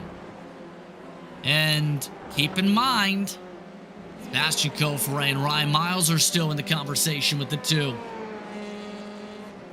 Yeah, suddenly Sebastian has half a chance at a top 3 here, doesn't he? With the issues for his brother, who will drop well down the order. We'll have to wait until everyone else has stopped to see exactly where he fits in, but over a minute spent in the pit lane is not good news at all. And now really, Giulio Palacio just needs to stay out of trouble. He's gradually pulling away from Max Preston. The only driver who was quicker than him was Michael Coffre, and he doesn't really need to worry about him now. Meanwhile, Kevin Sandiego, in order to make up spots, slips and slides his way back to the 6th position. Palacio's in this time. Akabuizi has just crashed after his wing change earlier. So Akabuizi is out of the barriers. Let's take a look on the big screen, pit stops in the little screen. Just loops it coming out of Piff Path. Didn't actually make the barrier at that point. Oh, and then he spins again halfway on the way back onto the track. Oh, reverses into the barriers. Oh, and the second one. Oh, and another spin in the background. But what was Hamilton doing there? He didn't want to rejoin into traffic, but ended up reversing into the barriers and damaging his car. That's Martin who spun around there. So 2 spins, 1 section. Palacio indeed the leader. Currently about 10 seconds or so. We'll wait to see how the time circulates. Daly, Myers, Pierre Richard, Smith, Miller, everybody else has completed their service. Preston indeed does take the wing change. Drop him back to 4th position behind Miles and Coffre. Sebastian Coffre. Well, just when we thought the race was settling down and we had an idea of how it was going to end up, everything getting turned on its head with some big storylines in the middle portion of this 5th round of the championship. Still waiting for a few of the leading contenders to make their way down pit road, and they will have to be careful not to fall foul of a speeding penalty in the same way that Michael Coffre did. We're also, though, enjoying this 3-way fight for second. Sebastian Coffre, Ryan Miles, Max Preston, absolutely nose to tail as they rush down the hill. Keep in mind, Michael B. Myers, for those intrigued, is up 7 seconds for the top M spot. He's 11th overall with Max Shabley. Still keeping an eye on 2nd through 4th. The podium positions could get intriguing. Sebastian Coffre looking to try and pull away. He is, remember, the teammate to Michael. Those cars have been quick throughout the campaign. For reference, Michael Coffre is back in 16th after the speeding penalty, 34 seconds behind the leaders.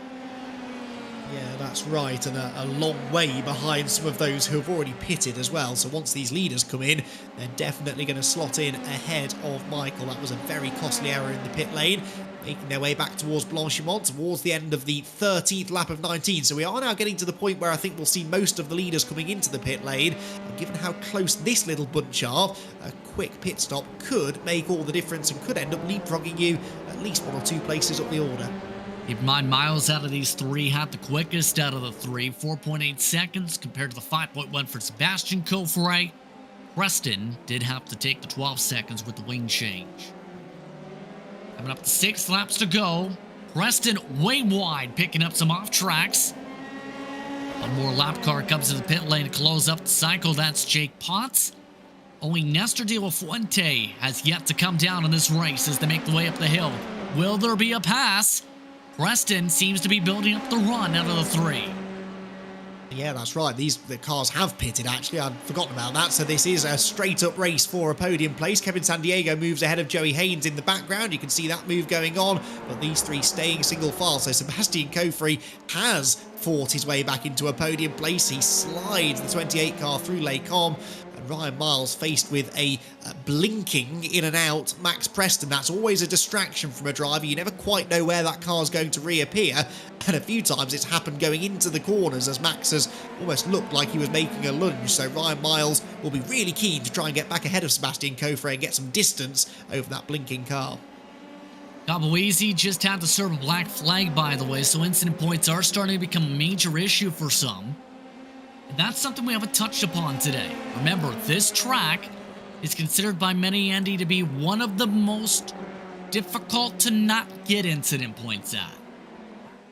Yeah, certainly it's easy to pick up the off tracks around here. You can't go very far off the track before you pick up that off track penalty, funnily enough, which I think really is a good thing. It sort of teaches the drivers to stay within the white lines. So for example, they're easy to run out wide and pick up an off track through places like Eau Rouge and Radion. Of course, it's very tempting to cut that corner. Not such an issue in a high downforce single seater. That's more a factor in something like a GT car that tends to slide off the road a little bit more easily. But given the intensity of the race and the amount of contact, a few drivers picking those points up as a big lunge is made into the chicane. Oh, and a slide for Preston. Preston through the technical problem slides, trying to keep it off of Miles. And Preston, the points leader, flips back 2 seconds. We'll have to regroup. Yeah, it looked like he hit the curb a bit too hard to me through the right-hander, and we've seen a couple of drivers having moments through that chicane, haven't we? Very easy to lose the rear over the curbing and have a bit of a half slide in that way. Giulio Palacio, though, nearly 10 seconds up the road now. This has been a bit of a fortunate race for him in that he inherited the lead after Coffrey's penalty, but he has absolutely made the most of the opportunity. Let's take a look at some of the AM battling still. Ayrton Smith has been reeled in by Brad Miller. Miller looking for his best AM run. Michael Coffret looking just to get some points back. And just look at the difference. Coffret zips by them like they are standing still. Miller with a good chance to build a run now in turn for the second AM spot. Coffrey just so much more commitment through Eau Rouge and made that look easy. This is not going to be quite so easy though. Brad Miller trying the outside on Ayrton Smith. Valuable points within the AM category up for grabs here, and important to try and get into that second place in class. I don't think Michael Myers is going to be easy to catch at the front of the field, but second place would be very, very valuable for these two as they both try to position themselves well in what is a very hotly contested AM championship. And we're forced to regroup indeed here, and with how things are going here.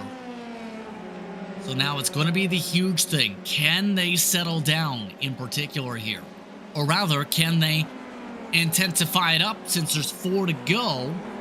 What would you do with 4 to go at this mark to get this pass done full? Well, it's all about picking your moments and staying close at the right part of the track, because you really need to be in a position to attack up the straights, either up the Kemmel Straight or this section even towards the chicane. So you've just got to try and maximise your exit speed. Don't charge into the corners too hard and try to pick up that slipstream on the flat out sections, but easier said than done, and actually these gaps all starting just to spread out on this particular lap.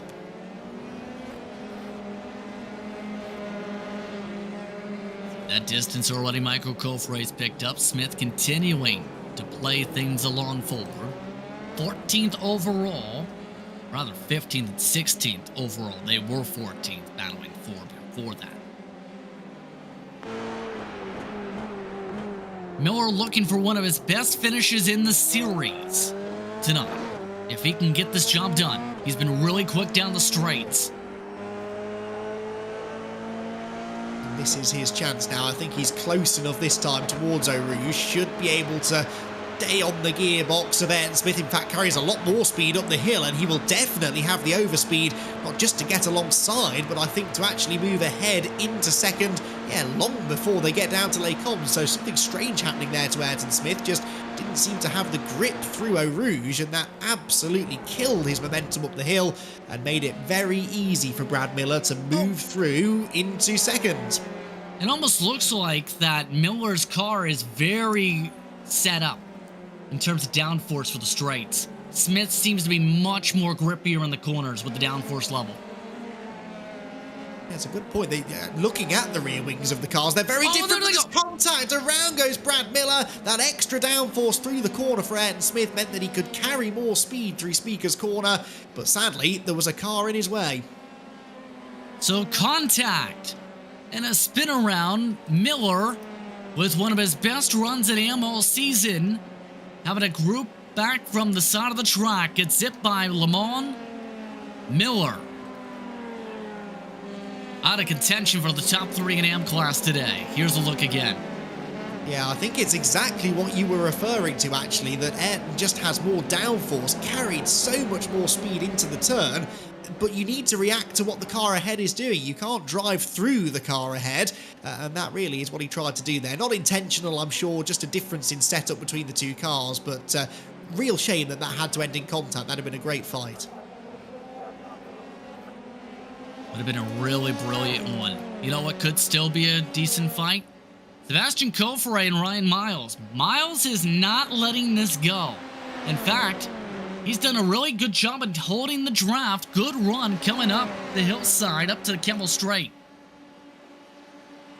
Ryan hasn't raced with us the last couple of weeks, so he's not really in contention for the championship, whereas Sebastian very much is. He non-finished a week ago, of course, and Brands Hatch, one of many drivers to non-finish at Brands Hatch. They're both sliding around through Les Combes, clearly now reaching the end of their tyre life, but at a part of the race where they can't afford to back off and nurse the rubber, they've got to push, because second place is worth a nice chunk of points. 32 points for second, 30 for third, so 2 points the difference between these two positions, and certainly for Sebastian Coffret, it's important to try and hang on. Especially in terms of closing up to the rest of the top 5, or rest of the top 2, should say.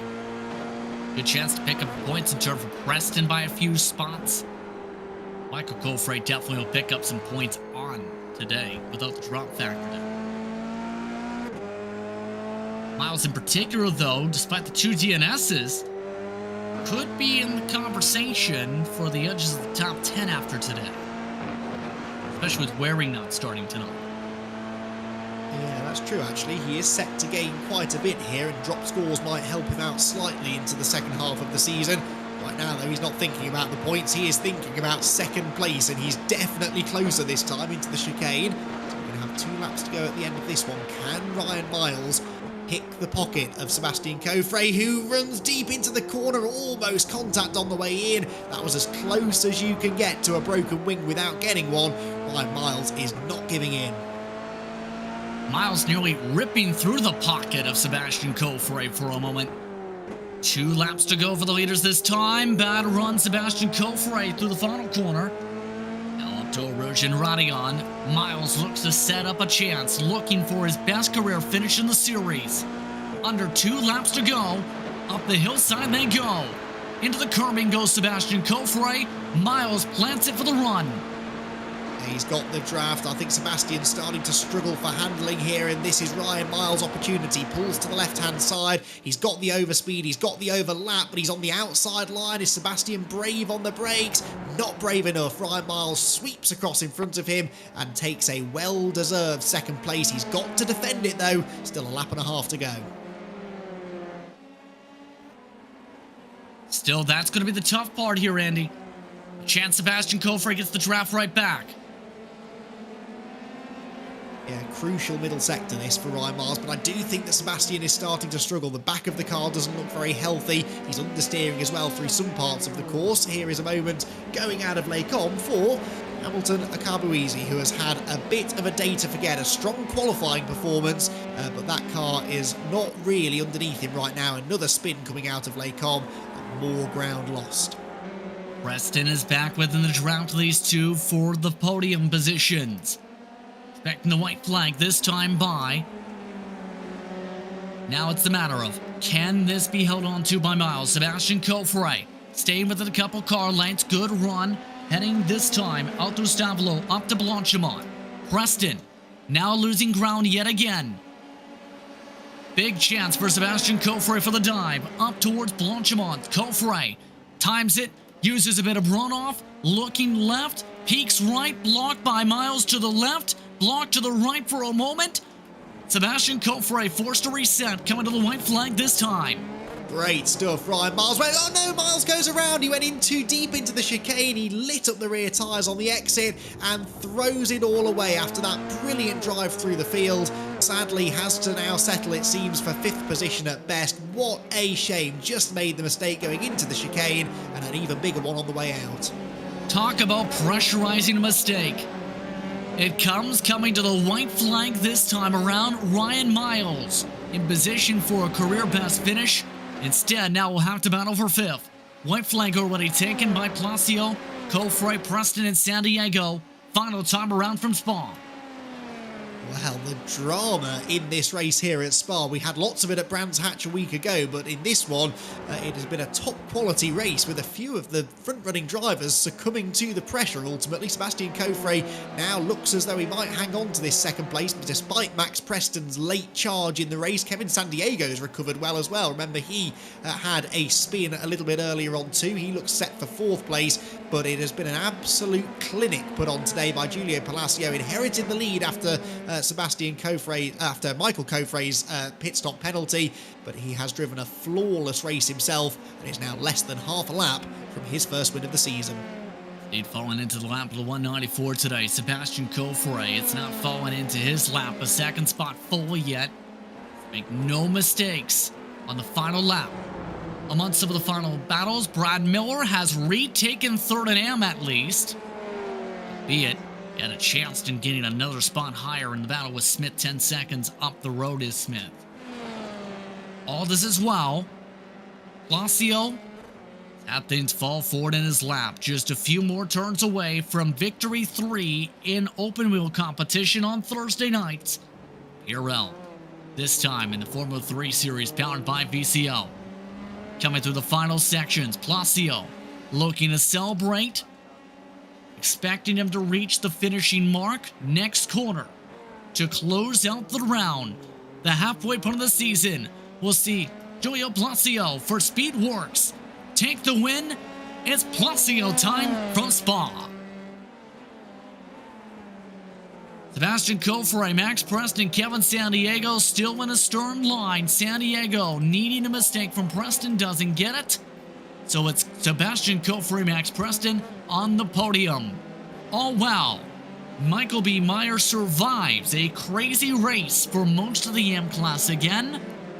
Able to survive to be able to run in 12th to win the M class's top spot.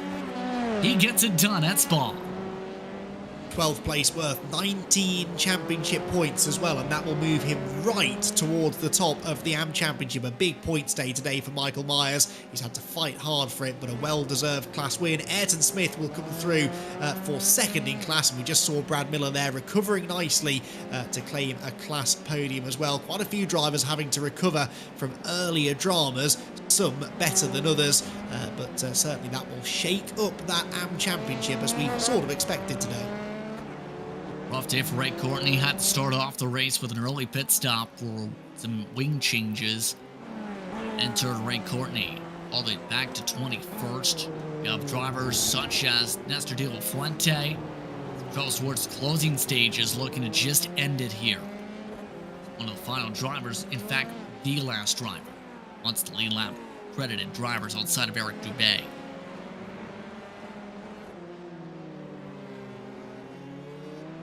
And keep in mind, you have to give credit, only one black flag for incident points, I noticed. Surprisingly.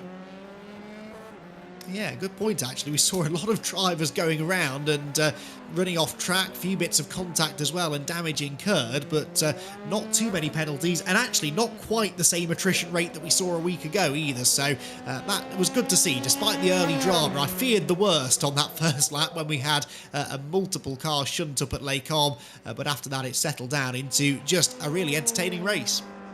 While the drivers cross the stripe, let's take a look at the unofficial race results. It's VCO with win number 3. His career in this series time slot. Ashton Gofre, Max Preston, Kevin San Diego, Ryan Miles, the top 5. Haynes, Majors, Daly, Ridgway, and Chevrolet, the top 10. Michael Gofre, the personal best lap of the race, lap 19 for the field. Speaking amongst them, he'll be amongst the next page of drivers to look towards. Here, Richards, 11th. Michael B. Myers, the top AM driver, finished in 12th. He's taking pictures with the Delta 2 count.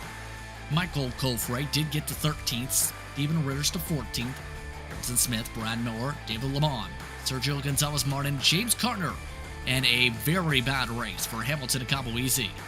Courtney, Chamorro, De Fonte, Dubé, Potts, Swindells, Laura Camp, Quinn Rivera, and Negretti. Top 30 Negretti amongst the DNF list early.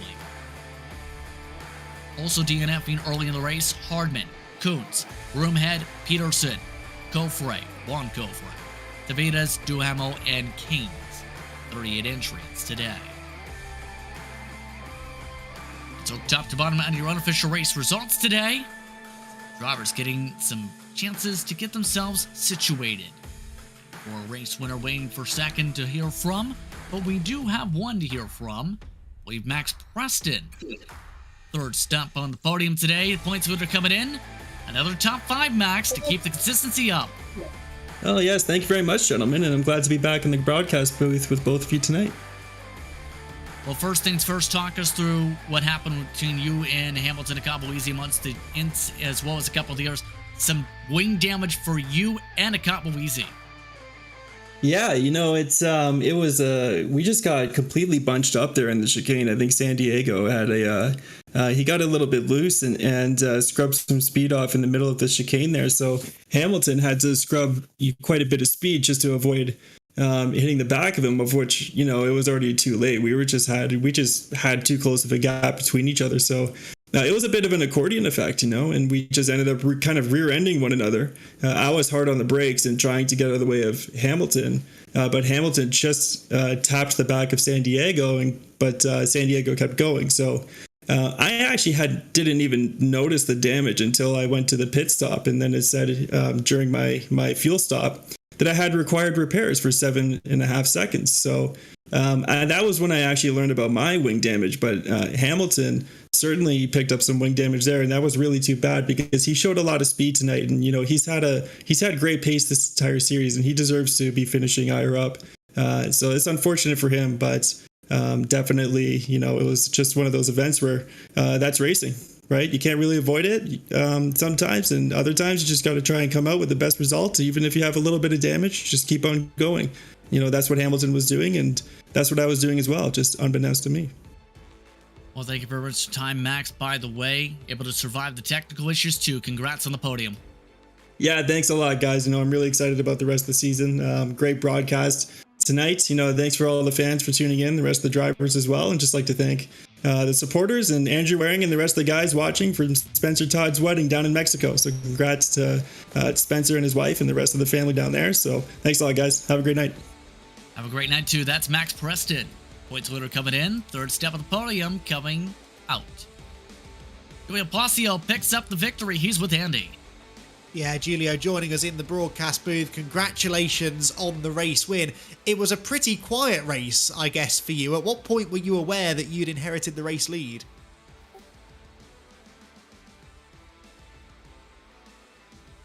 Julio, do you have a copy? You can hear a button press, but we cannot hear you. How about now? Now we can. Okay, sorry about that. Yeah, when Michael went in and pitted a lap before I did, I said, okay, cool, I've got another lap. Then I went in and I pitted. When I came out, I didn't see him in front of me, and I thought, wow, something must have happened. And it's kind of a bummer for him because he definitely had the pace, I think, on me, and I was just trying to basically save the tires and run as hard as I could. From that point, though, it can be tricky, can't it? You're out on your own, no one else really around you, no one to chase after. Do you find it difficult in that situation to keep the focus, or is that kind of how you like it? No, it's actually a lot harder because you're trying to keep the focus, and usually if you got a target in front of you or somebody who's behind you and pushing, you've got something that you can do. So what I did is I turned everything off and I focused on hitting all of my lines, and I think I got a really nice fast lap even like at the end. So I was even driving smooth, I was able to drive fast. At least you had a great racetrack to enjoy, right? Spa is one of those classic tracks. Most drivers I speak to really enjoy it. Are you a member of that club as well? Oh, yeah, I absolutely love the track. I've done many races here, and I've never won here in anything that I've done, any league or anything. So this is very special from my standpoint. It is so cool and so neat to win at Spa. Absolutely, and your first appearance in the championship this season as well. Obviously not going to be competing for the championship title this season, but will we see you again in a week's time?